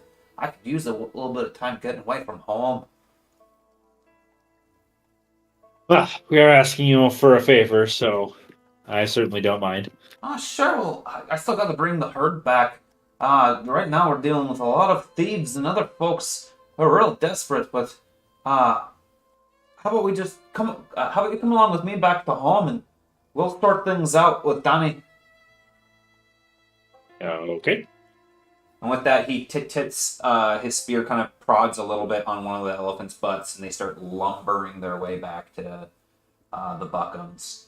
And you're getting in at about the evening at this point in time. With that, as you guys get in, working with Benwise is Duke, the wood ward that you guys met before, who is restless, so he is an undead. And as you guys get closer and closer, you see that there's people that have made camps, small tents and stuff like that, outside of the Buckums along one of their along their perimeter wall. And it seems that a lot of people have come to the Buckums for some reason, and not all of them are being let in. It seems like it's a busy place here. Is everything okay? We heard it's been a bit tense.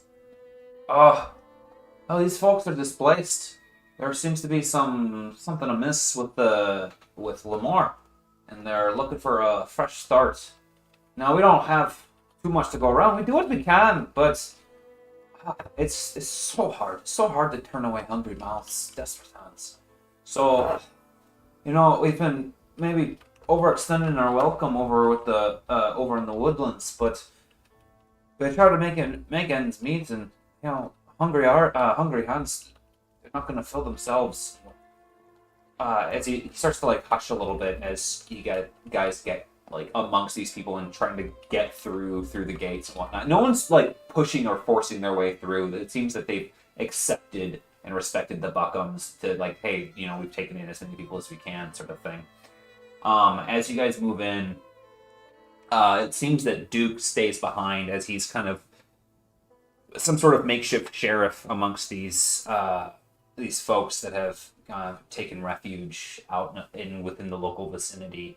There are several buildings that haven't been inhabited last time that you guys were here that are now seem to be have signs of life on them within the complex or within the villa or hamlet or whatever you want to call it.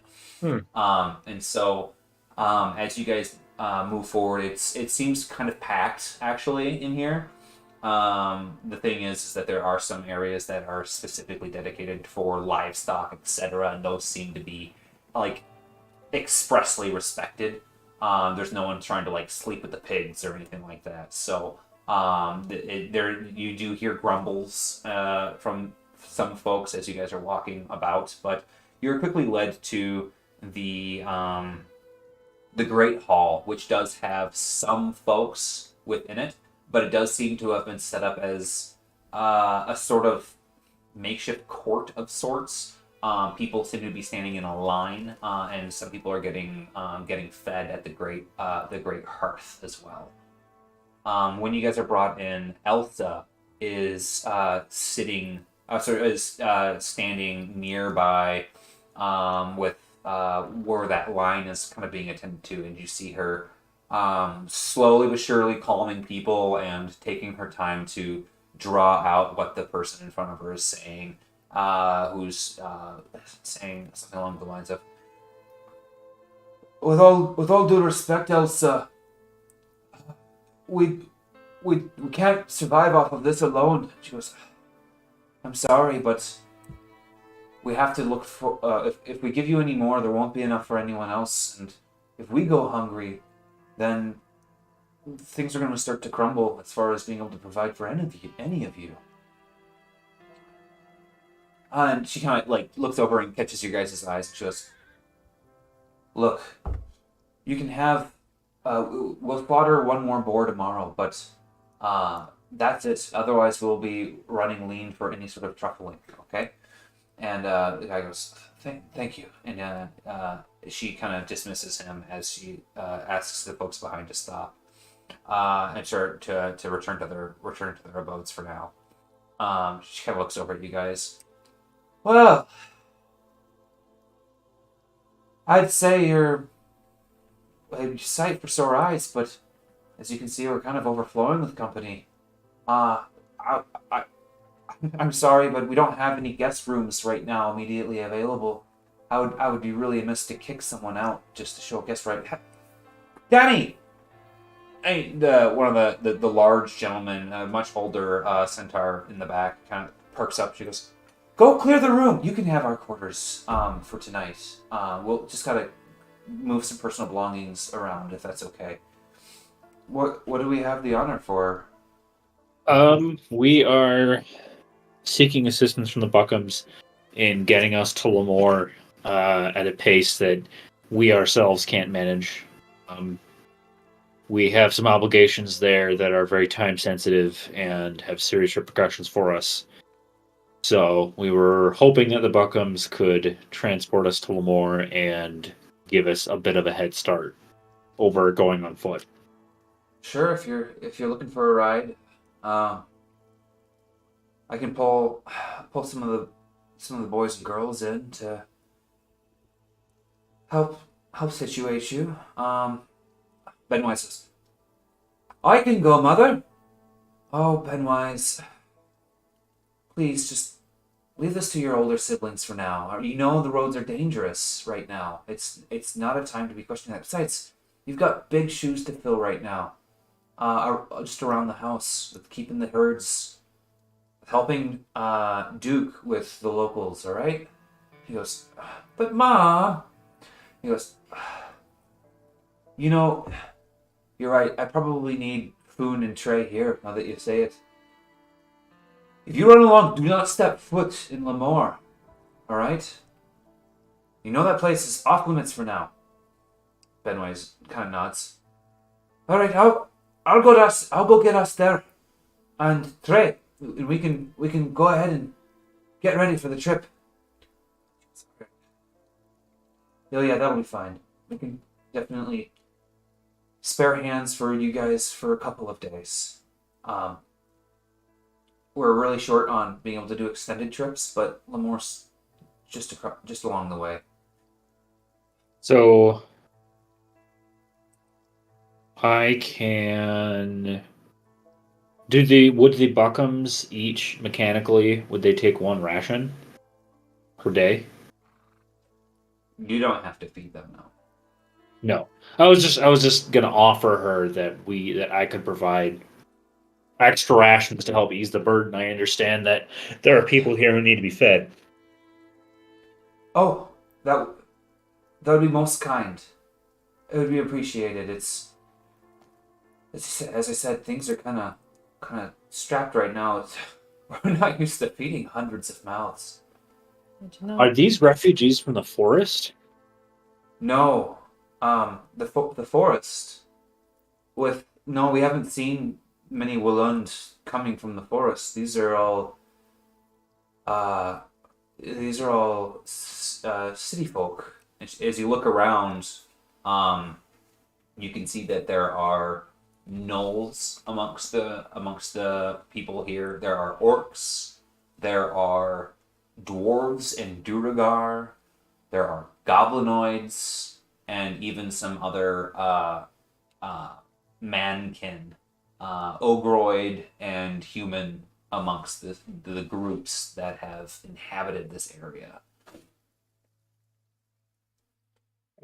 Something happened in Lemoore that drove them out? Oh, I suppose you've been on a bit of a trip, haven't you? Last I heard you're headed down the White Flow.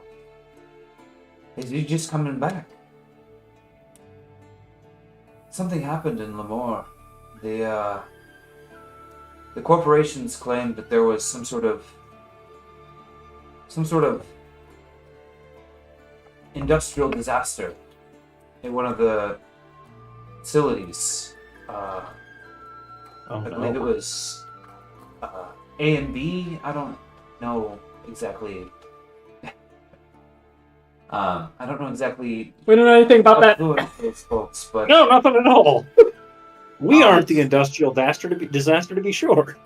it happened just a few, not even a toilet ago, but folks have been moving in the last 10 and 2 days. It's been a little bit. What you can surmise is that, after the last, so it would have been since the last toilet, roughly speaking. And what you can surmise is that something happened after you guys left. That's what you need to know as far as time goes. Do you know, is it... I would like to speak to one of the people that are moored here, if you don't know specifics about it. Yeah, let me see here. 1 second.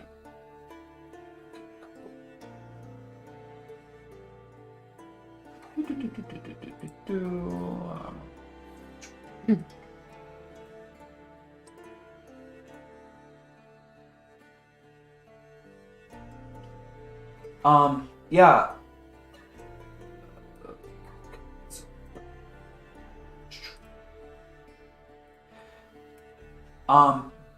Ban and Theon are a few of the.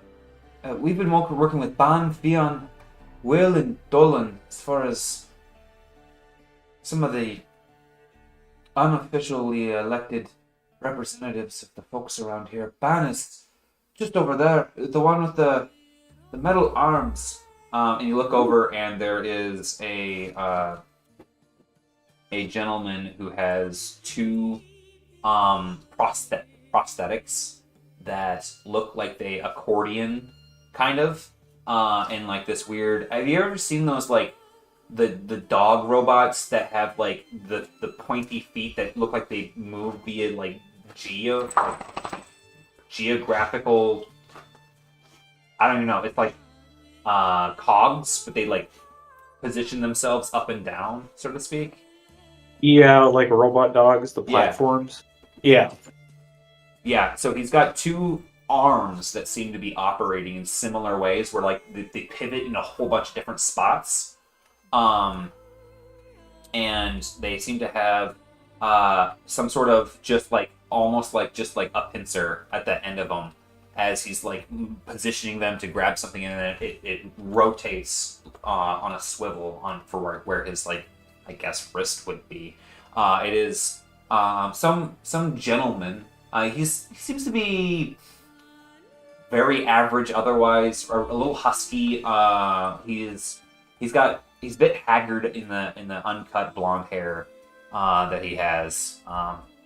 Already basically gave you the most notable feature about him though. He seems to be he's actually getting some food from Wyland, who is sitting in a cushy chair next to the hearth, dishing folks out. And now Ban is walking over to sit at the long table. I'm going to approach him. Okay.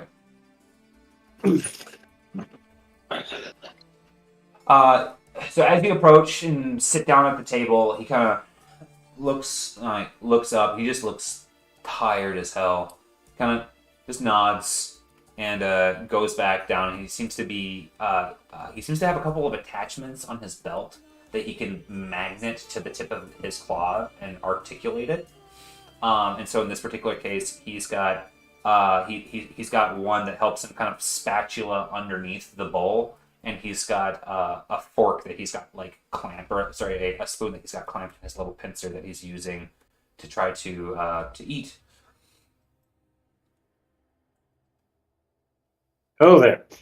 We are on our way back to Lemoore from a long and arduous journey into the woods. And we heard that A&B Corp is claiming there was an industrial accident not long after we left there, some 10 days ago, 12 days ago, something along that timeline. We were wondering if you had some details or you knew who to talk to about what exactly happened. I mean, is it like a chemical spill? Are people getting sick? Were people just strong-armed out of their homes in that district?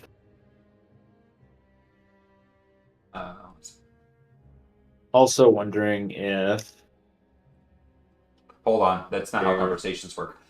Oh, no, so I was asking you to Shopping DM list. something. Okay. Where the labeled map of Lemoore is. You want me to pull up the labeled map of Lemoore? Gotcha. Yeah, I'm trying to see the... Yeah. Yeah. Okay. Okay, so we were at A&B Corp, right? You were at R&D 6, which is a facility of A&B Corp. Okay. And when you were there, so one of the facilities of A&B Corp was actually up in the mountains. I was gonna say, I thought it was like It was like up here. somewhere.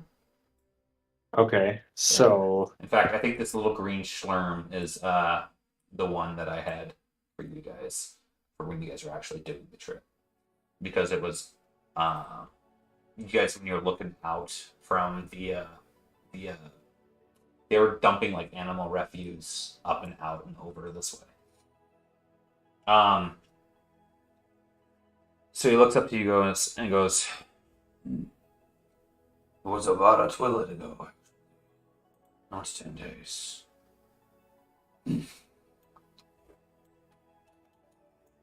There's no conspiracy. A lot of people died. A lot more got sick the following days. Lost our homes. some of them eaten away by the industrial fog that came away from the place. He just looks gaunt and sad, but he's got one of those like faces of someone who's like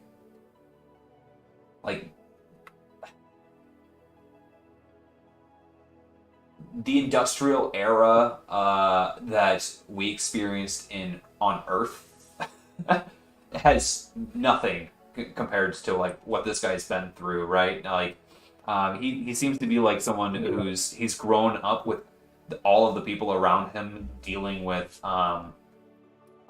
what's that, consumption, right? This guy's just been through it all. He's got that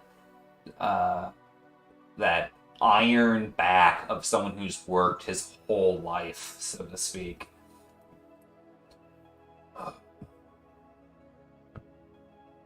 Couldn't just stay there. The company started issuing recompense for the accident, but it was a pittance compared to what folks need to live, and there's nowhere for us to stay. Couldn't just go back to the homes that are puddles. The stilts. Areas of the stilts collapsed. And if you turn to find another place to sleep, rent's gone up the roof. It's people vie for it. I don't know if that's just people profiting or they just run out of space. Even out here. Out here at the Buckums. No space. But we work hard. We're honest folk.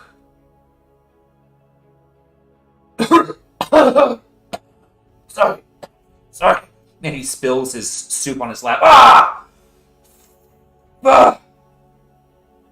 And you see him try to like cradle his lap together to make sure like the beans and the meat, the substance from the soup doesn't spill off of his lap as he tries to like start to adjust his attachments on his arms. Hands just, sorry, I just as he's trying to fiddle with his attachments so he can scoop up the nutrients that he dumped on his lap and try to get it back into the bowl. Do you need any help with those? No, I don't need help. I'll be fine. Right.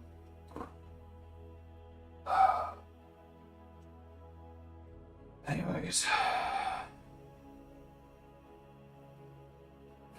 A lot of folk moved to the... he goes, a lot of folk are hoping to work with the local hamlets, maybe family or farmers who can help, but Bushman Farms isn't making it easy. They don't provide the camaraderie that Kith should have. Look after each other, but Bushman says what's theirs is theirs. They don't have enough to go around, but we're working. We don't want to steal, but you've seen the fields. Do what we can. Most of us are working in the woods now. Woodlands promise bounty. But I suppose you guys know the dangers there too. Yes. We have word from the denizens of the forest that people who are seeking food or resources, believed from the Fringewood, are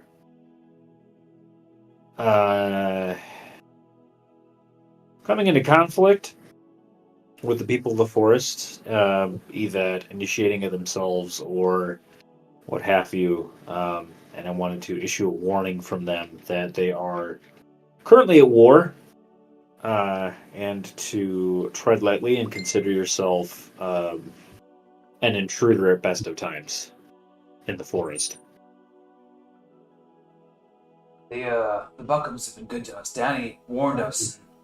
Duke was even teaching us in some other hand signals to make sure that at least the refugees here at the Buckums know at least some semblance of parlay. We've had maybe 3 run-ins, and luckily no one's been hurt in those run-ins. From at least my group. And with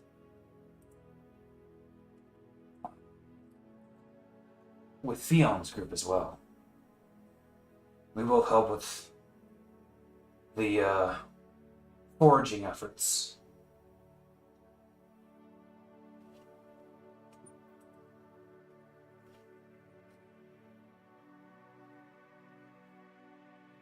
So, the accident. I hate to return to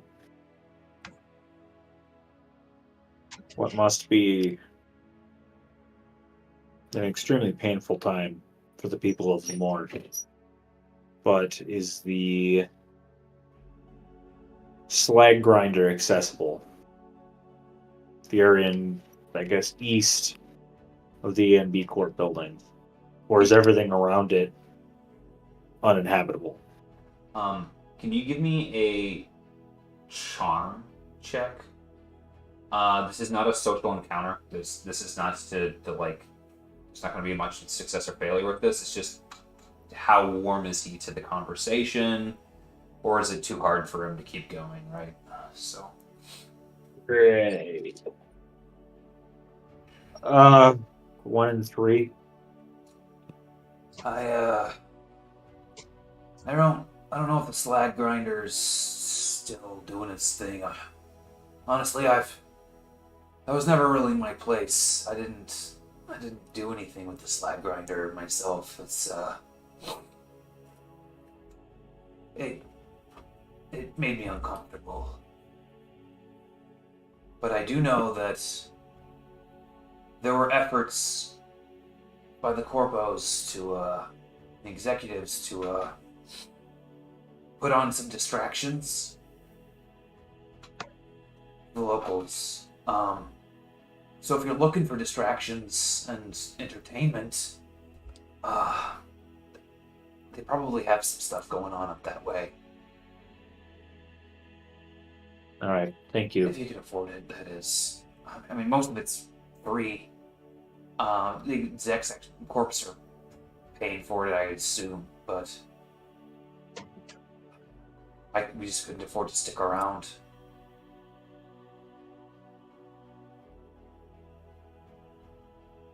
No, nobody can blame you for that. I know words mean nothing in the face of losing your home and a disaster taking what you know, but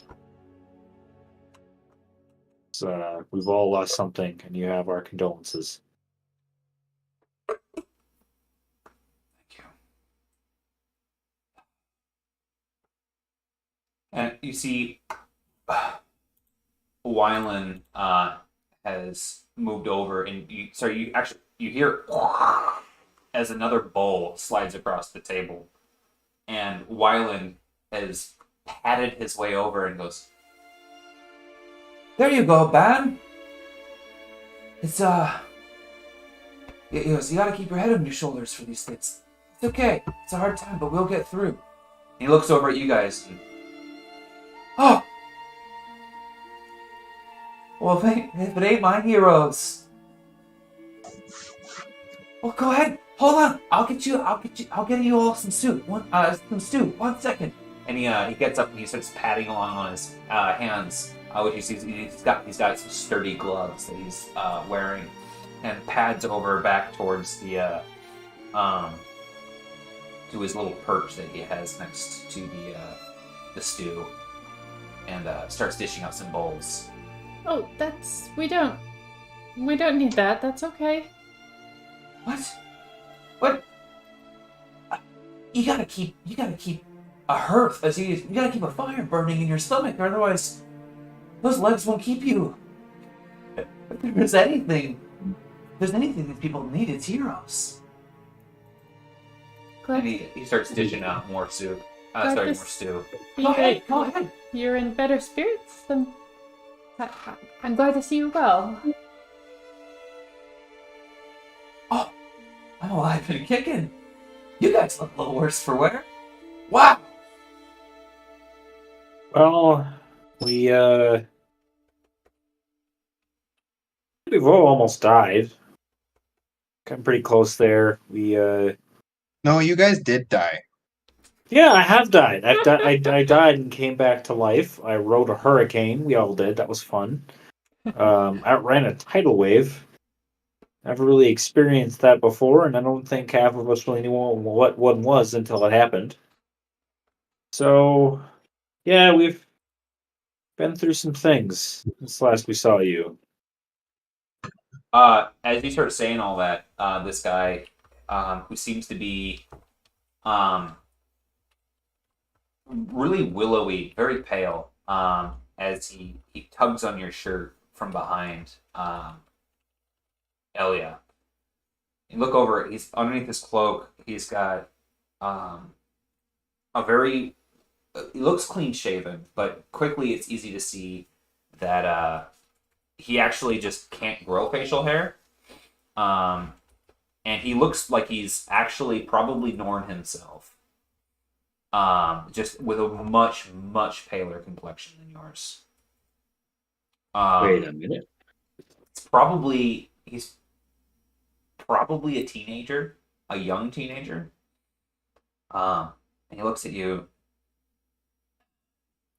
You give good stories. I'm sorry, I'm Dolan. Hey, I'm not one for stories, but the folks here could use some. You might be able to provide some good distractions. Just saying. Well, we have a moment. And he turns around, seeming to be very soft-spoken, and kind of shy. He drifts off again. Oh, don't mind Dolan. He's an odd one, but he seems to speak when it counts. People look up to him around here.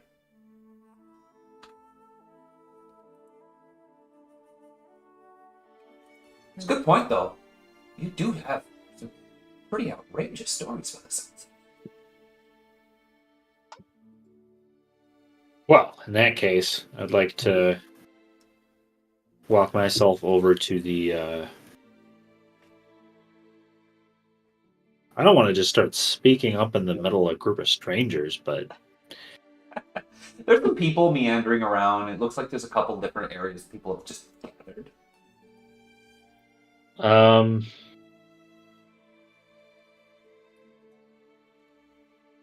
it's hard to formulate this without seeming like Ilya's just being boastful.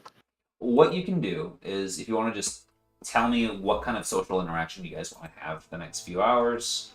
The other centaurs come back and talk about, they start to ask about your guys' plans and where you've been. As they seem to, they know you, they're excited. The elders seem to be rather busy. What do you guys want to do with do you want to spend the night here, or are you going to pressure the centaurs into going tonight? What are you guys' thoughts here? I think we should, as an act of good faith, since they are putting themselves out there helping us, knowing the kind of trouble we're in with the deermen and with the harvesters, I'm going to start regaling them with our adventures in the woodlands, kind of leaving out the parts where I murdered Takeknu and The moments we're less proud of. the things we're less proud of, but like talk in detail about how we descended the massive spiral staircase of living rock, and how Wretch restored the fire of a living soul back within my destroyed body and flesh, and the experience of coming back to life, and how we descended a hurricane and fought a ghost squid. Go through the really cool parts of that adventure and running away from the forest fire. Nice. Is anyone chiming in on the story? What's everyone doing? Bull? Bull is going to basically just be standing like right outside the front door if we're in a building, or just outside the perimeter if it's like a pavilion kind of thing. Okay. Just kind of like watching what's going on. Okay. Are you trying to be menacing? Are you trying to pick up anything? Are you just taking in the locals? What's your Just kind of watching, making sure there's no like trouble. Okay. You can either give me an investigation check or you can give me a streetwise check. Meanwhile, the other two, what are you guys doing? Chipping in on any of this? Doing your own thing?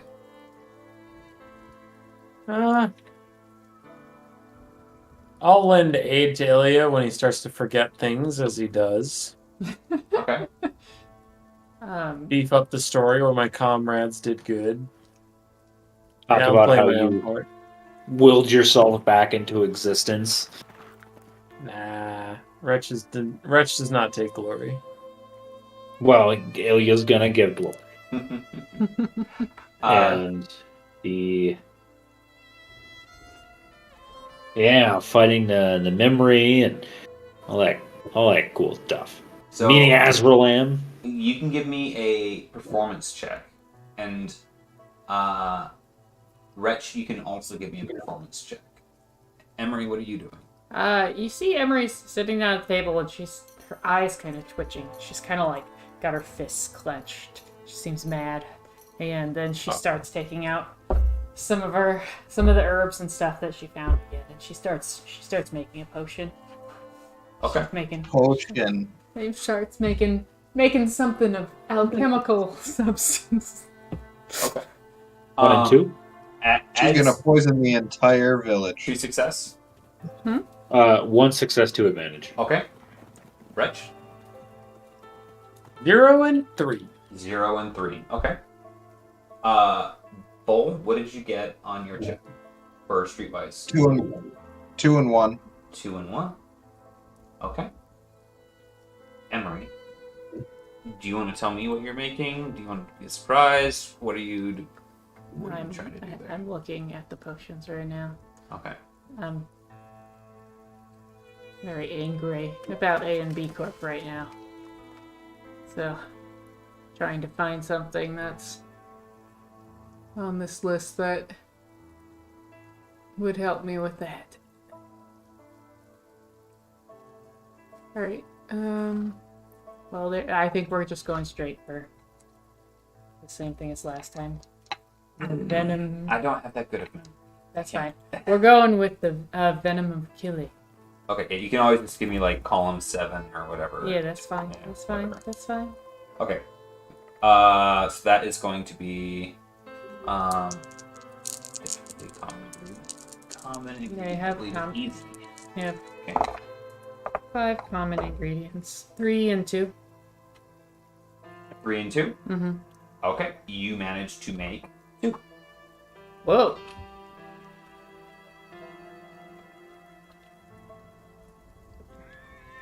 While you guys are doing these, Ilya and Wretch, you guys are pulled into the conversation with these folks and kind of recanting your stories, and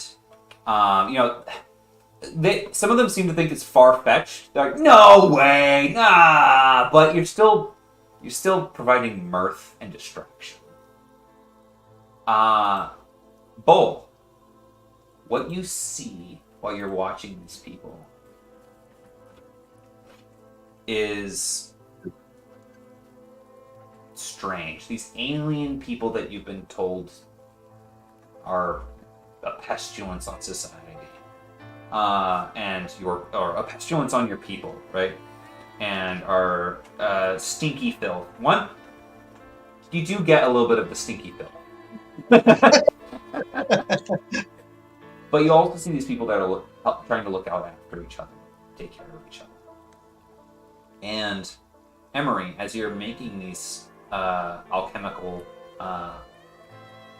items, your anger burns into its root, which is empathy. As every one of you lose all of your effects of the hunger. All? All of them. Oh. All at once. Yeah, I'm choosing just to do that for now. And now she's suddenly questioning why she's making poison. Yeah, my temperament kind of, as in the midst of making it, kind of just goes down, and I'm like, oh. Well, I guess I already finished making this, and it's in my pocket, but don't feel the need to immediately use it. So,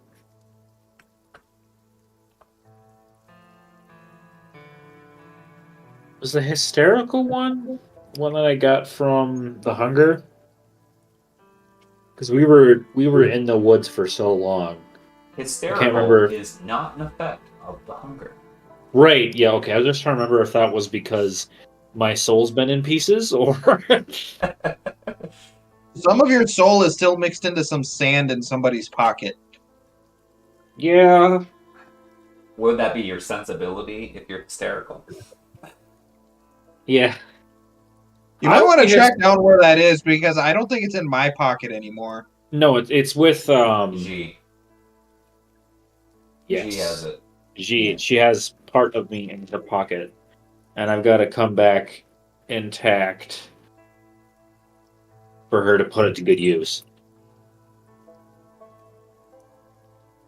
So I also kind of I would like to try to gather a bit more information. Like when I'm talking to people, like, hey, how have you been? Get to know more about them and try to figure out from conversation if, like, how much of the area around A and B Corp itself was affected. sure. Do some information You can gathering. give me a streetwise check, or you can give me a charm check. And based off of the number of success that you get, I'll give you that much information.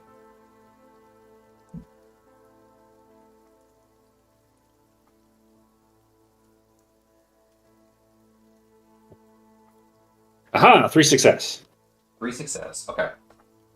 So as far as like the blast radius, it seems like one of the buildings in the industrial area suffered like huge fallout. Like everyone in the building died.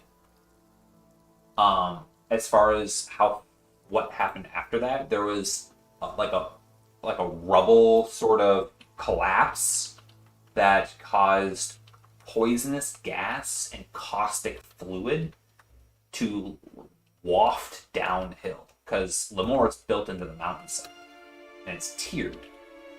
So what happened then is that a lot of that shit, and if you look at the map, the mini map here, which one of the things that you get out of this too is that yes, this probably happened at R&D6 or somewhere near there. It seemed to affect some of the higher class area near Drogovich Bank, but then it kind of did a ramp off and then down waterfall style across, kind of like if you draw a line from 8 to 10, so to speak, kind of down I can't that see area. it on the No, roll okay. 20. Yeah. I'm on the right thing, but you get to. Okay. So it went from like. You Did that didn't. not move you guys either? Oh, come on. Now. No. Come on now. There we go. It's weird. You moved us to the wrong map Oh. the first time. So it kind of drew a line from like 8 roughly to 10, as that's all downhill. As smoke and acid essentially cascaded down. The stilts were hurt the worst, so that would be 10. So the kind of like the 10-5 area got impacted. And what it sounds like is that so people died in the building. Some people died like that day from the spill, but mostly a lot of people got really sick, and a lot of buildings kind of started to degenerate as whatever was being stored there. It was claimed that it was some sort of research experiment gone wrong. That's what was said. Something happened, and it let off a chain reaction, is what's being said. And so that spilled down, and it affected a lot of people who unfortunately live downhill and built their homes around the channels. So not only did that happen, but because of the fallout and because of the smoke, people getting sick, people started leaving. And the prominence of the black spot you've heard is, some people are like, oh, black spot about this. And the prominence of that has been getting bigger as well. It is, there's apparently like a what's that, site 0 or whatever. There's like a ground zero? Ground zero of the situation, which has been quarantined off. Some people are making claims that some people are still alive out there. Other people have mentioned that the Church of Scrot is trying to help out as well. No one knows what's going on in the tunnels either.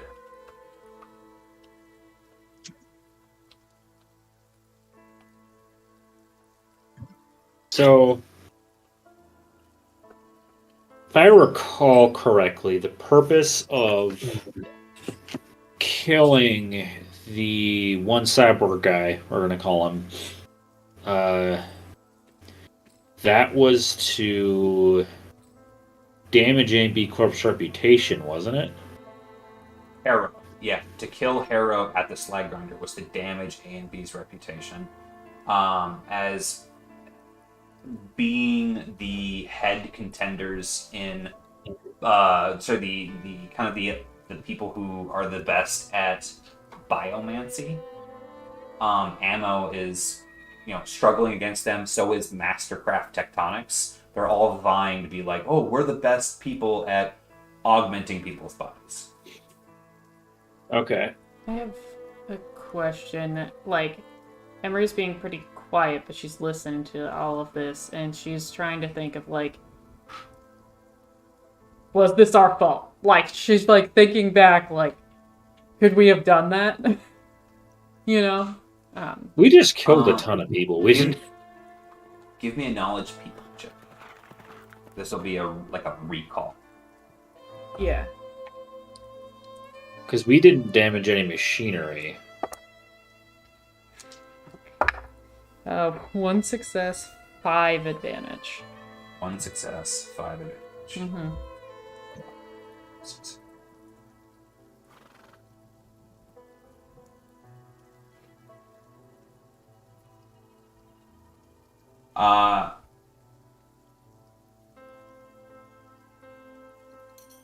You don't know what.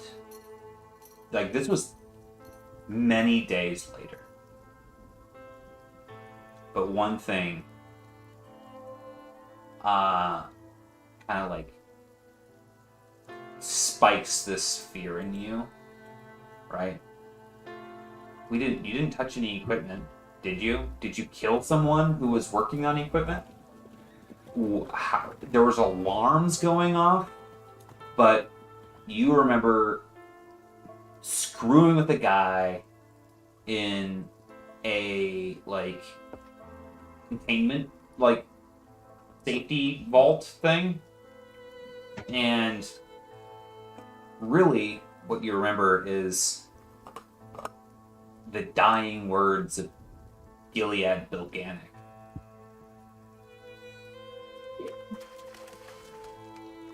And that was the Dragon Kid thing. yeah, Fine. that was him laughing, saying, "Grandmother will not be pleased." It was a bronze dragon. You don't know what she is, but there are rumors based off of your conversation with Wallaby that there is some sort of dragon that has the corporations. That's right there on the map. Yeah. Hmm? Yeah, see? Up in the top left there. Oh, funny. Yeah, there it is. He's right. Okay, because we did have that conversation, so I think it stands to reason to, assuming that Emery is sharing this recollection. But Well, hold on. you were also there don't- for the I conversation. wouldn't necessarily say that. Because if she explicitly says something like, "Oh, this is all our fault," or something No, like yeah. that in the middle of everything, I'm not going to make any assumptions about what's said out. Yeah, no, I'm like worrying in my head as I'm listening to this stuff. Still, like as my anger is ebbing as I'm fiddling with my poison that I was making, and then I start worrying it's us versus being mad at A and B.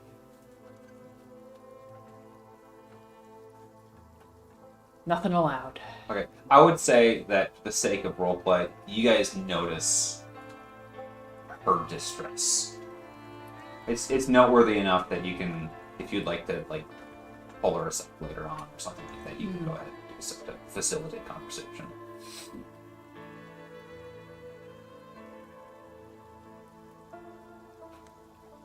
I try and comfort her. Hey, what's going on, wrong? You're hearing this, right? Yeah. Do you think it was... I kind of lean in closer and whisper real quiet. Do you think it was us? Is this our fault? No. Yes. Maybe. Like, But we did our best, and sometimes your best isn't enough, and sometimes you do good things, but they have consequences, but it's okay.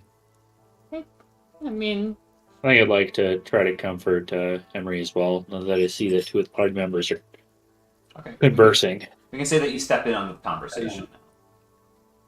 I mean, I don't think we ruined any equipment. I know we caused a big mess, and this didn't happen the day of. But you remember what the guy said? The crazy, evil dragon kind? Yes. Draken? Is that what this is? I think that he had to die. There is no doubt or question in my mind, and I have absolutely no guilt about taking his life. But if his grandmother is responsible for that, then for what followed, then it's on her. And anything or anyone who is willing to cause that kind of misery and destruction towards so many innocent people in Lemoore is the one to blame. Right, yeah. Okay. Because he was truly, truly evil. Yeah. Yeah, he was. What we saw down there, what we know that he did, the death that I gave him was far too quick and merciful. Right. Yeah.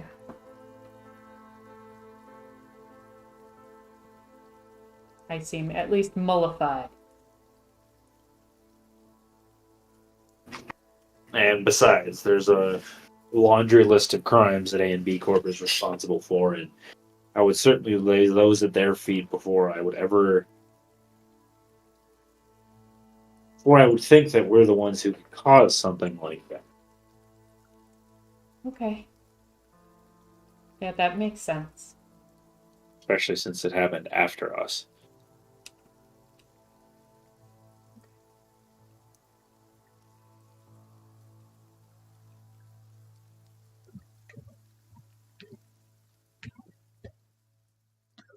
Exhausted, you guys go to bed. You can consume a hot meal here or eat from your own rations. If you consume a hot meal, you will get a boost for your next day. If you consume one of your rations, you just recover the 1 health and recover all strain, and we'll get ready for the next day. Not I think I'd like to have a hot meal. All right. They need their food. Sure. Wait, no. Yeah, in that case, since I already offered a ration, I'm going to just consume one of mine. The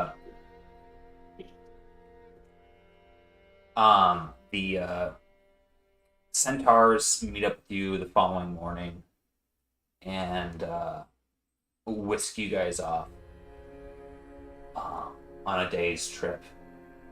Sun's still getting lighter. Not quite to twilight yet, though. They will travel at twice the speed of your normal trip. So instead of taking 4 days to cross the fields, it'll take 2 days. Woohoo! And you guys will make it there in time. What's waiting for us is the question. As you guys travel across the field, you guys see a lot of rundown places that were once uninhabited, now inhabited.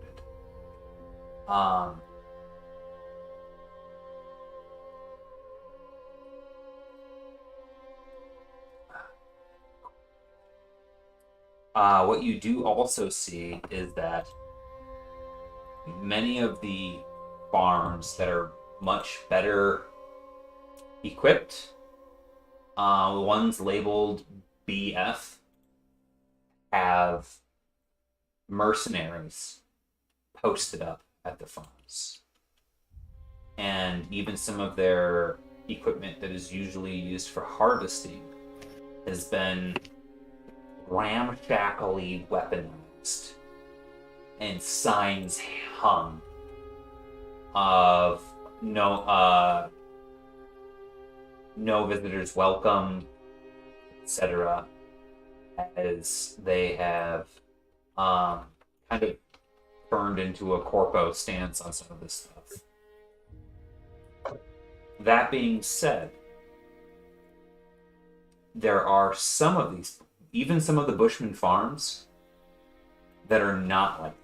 It's about 50-50 with the Bushman farms, where some of them seem to have been welcoming people and are utilizing people to help bring in crops instead of their really heavy equipment, etc. And people are starting to, at those farms, help with maintenance on the buildings. Like you see people replacing roof tiles, etc. Presumably trying to make a living and respect the laws of chivalry. People working together to get through this. And so you see that even in the hardest of times, there's still this gem, this diamond in the rough that is human. That is that's working its way through a hard time in this world. You guys have to spend one night out in field and farm before you guys head back. If you would like to, you can see what Dante Ogilvy, which is the guy who is going to be doing wanted to go into the forest to try to get commercial orchard stuff going on, or you can push on to either some random person's place. You can stay in the middle of the fields, or you can go and try to find that gentleman who you stayed at a long time ago and took care of one of his land sharks. What's his name? I'd say that guy, maybe. Yeah, he seems nice. Gotta see if they're still okay. Funny. Let's see here.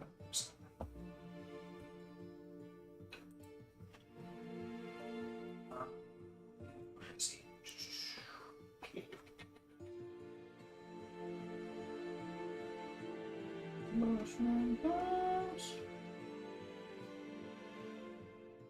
I had his name pulled up just a second ago.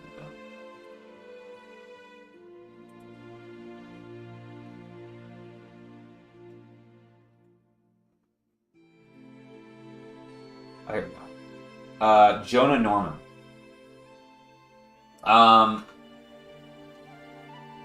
Yeah, screw it. We'll time warp a little bit that you guys can be near. Jonah Norman is like right outside the city walls, but screw it. We'll say that you stayed with Jonah Norman for your one night out of town. You guys come across him and one of his little shacks that's on the far side of his fields for days like this where he can't make it all the way back. And yeah, he's doing fine. He is in a particularly guarded place right now, in the sense that he's so proximate to the city that most of his fields were like stripped immediately. Like Bushman's was like, we're taking it in right now. And so most of Bushman Farms used hired hands, etc., to basically pull everything in because they knew it was going to get stolen anyways. That's why he's so far afield today, trying to get some stuff that's like on the outskirts of his properties, trying to bring that in. And so that's where you see him. He's actually loaned out a lot of his farm equipment to other people in need since all of his stuff got brought in so quickly. But he welcomes you guys in, and I mean, he's in a position to tell you guys a little bit more about what's going on. In fact, as you guys get this close to town, there's something that you can see. One is the mountains are in pure view now, but just out at this point, there's dotted camps all throughout the fields. Like you can see people have just kind of squatted out here. But you can also see in the sky, there's something very strange. There's a large whale-like suspended over the city. Can you guys give me a knowledge, people, or a mechanics check? Mechanics! Get after it. Knowledge people, I think I have a point in that. Yes, I have 3. 3 success. Oh. Is it a dirigible? 2 and 5. 2 and 1 5, triumph. 3 success, a triumph. 1 triumph, 1 success, 2 advantage. 1 triumph, 2 success, 3. How much advantage? What? Jesus. Sorry. I had the symbols I have is a triumph and 2 advantage. Triumph and 2 advantage. Yeah. Looking up, you guys see a dirigible. A big ass blimp hovering over the city. And with the triumph, I will say that Wretch, you actually have seen this before. Oh. These are much more common near the coast, especially in the area of Bellingham, which you've had in your wanderlust, you've had family go there multiple times, part of your clans. So yeah, the very it's not so it is very uncommon use of travel, but it looks like someone, if not important, at least someone from another massive city has come, and it sounds like from conversations with your comrade here,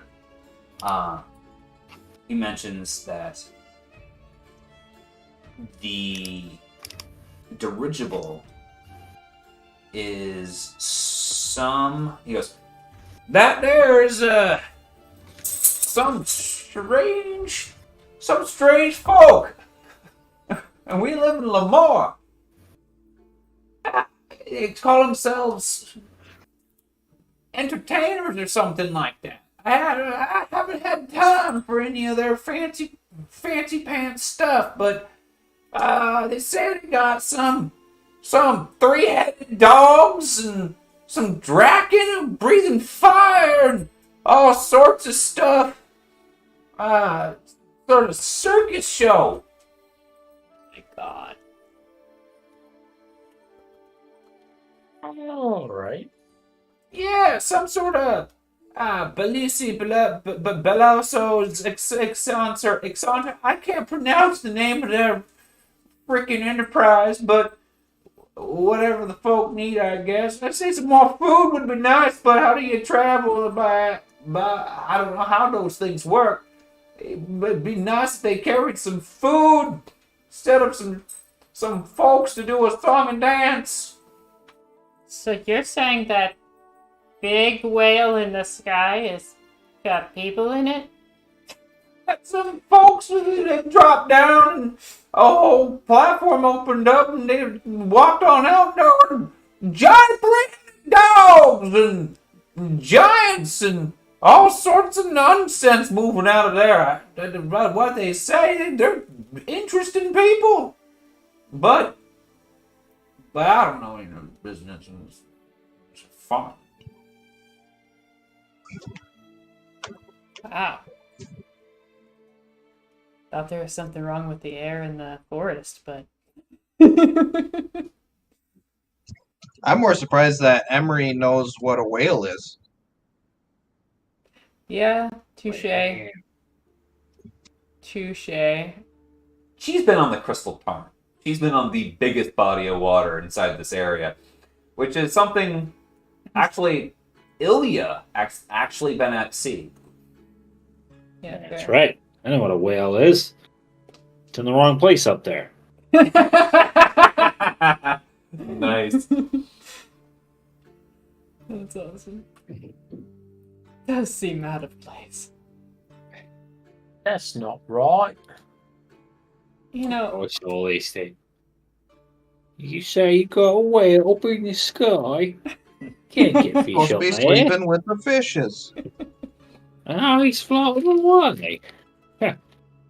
Sounds like a bit of rubbish. So you guys are showing up in Lemoore. You guys are gonna be a day and a half early, if my math is correct. I believe you. Yeah, let's just go with that. Oh, I need armor. And we need some killing. you know what? I do feel a little more confident about the slide grinder after all the crap we went through. Especially after you told everybody all the stories of all the cool things we did while we were gone. Sure, we'll beat up 4 other people, that's fine. Can't be worse. Just one. Just Hera. I thought And I think it has to be one-on-one combat, doesn't it? Yep. I thought there were different options. But do we know? There were, but the contract is for Hera. Oh, okay. Gotcha. Can we choose to fight him first? Like, come on, you big fucking nerd. You owe me money? Yeah, you can do challenges.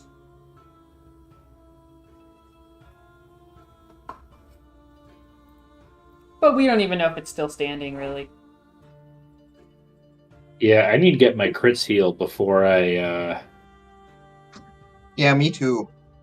Yeah, before the murder train starts choo-chooing. Is there a hospital that's not overrun with monsters and insanity? We will pick up as you guys enter the town on our next session, and you guys can investigate the city and figure out just what the heck is going on. Check in with who you want to check in on, and we'll slow down on the time travel here as you guys hit up your shopping lists or your touch base with Romagno or Vivigeni, etc. So, as far as you guys know, too, you are wanted men. Yay! So there's that. Yeah. Bull just muscle. He no one. I mean, come on, how many Woolund are there really in Lemoore who are 7 feet tall and made of muscle? 300 Could be anybody. pounds of solid muscle. It could be anyone. Mhm. Don't they have bigger things to worry about now? Yeah. Yeah, 'Cause it's been like 3 years. There's no way they remember us. and all this all stuff that was talk definitely was- not our fault. Yeah, So- this is not on us. We've never done anything wrong. We never caused anybody trouble. We just go about our merry way and people get mad about it. I think they're jealous that we can be so peaceful and non-confrontational. Yes. Yes. Non-confrontational. That is definitely the word I would have used. Now, to be fair, people start shit with us. Oh. Yeah, like they did in the woods on that hill. We can't be blamed for finishing shit. Yeah. I think they started it with Bull. I think that Tekeknu was muttering anti-Woolen sentiment while Bull was sleeping, and he was responding to internal trauma. So really, who's the bad guy? Not It's always sediment with you ever since, Sediments. He's still trying to justify killing that slave. What are you, a sand person now? Go to the Barren Lands. Oh, man. He's kind of a sand person. Just pieces of him. All right, I am a guys. bad person. Well, on that note, we will pick back up in 2 weeks' time, assuming that works for everyone. Two weeks minus a day. That's good.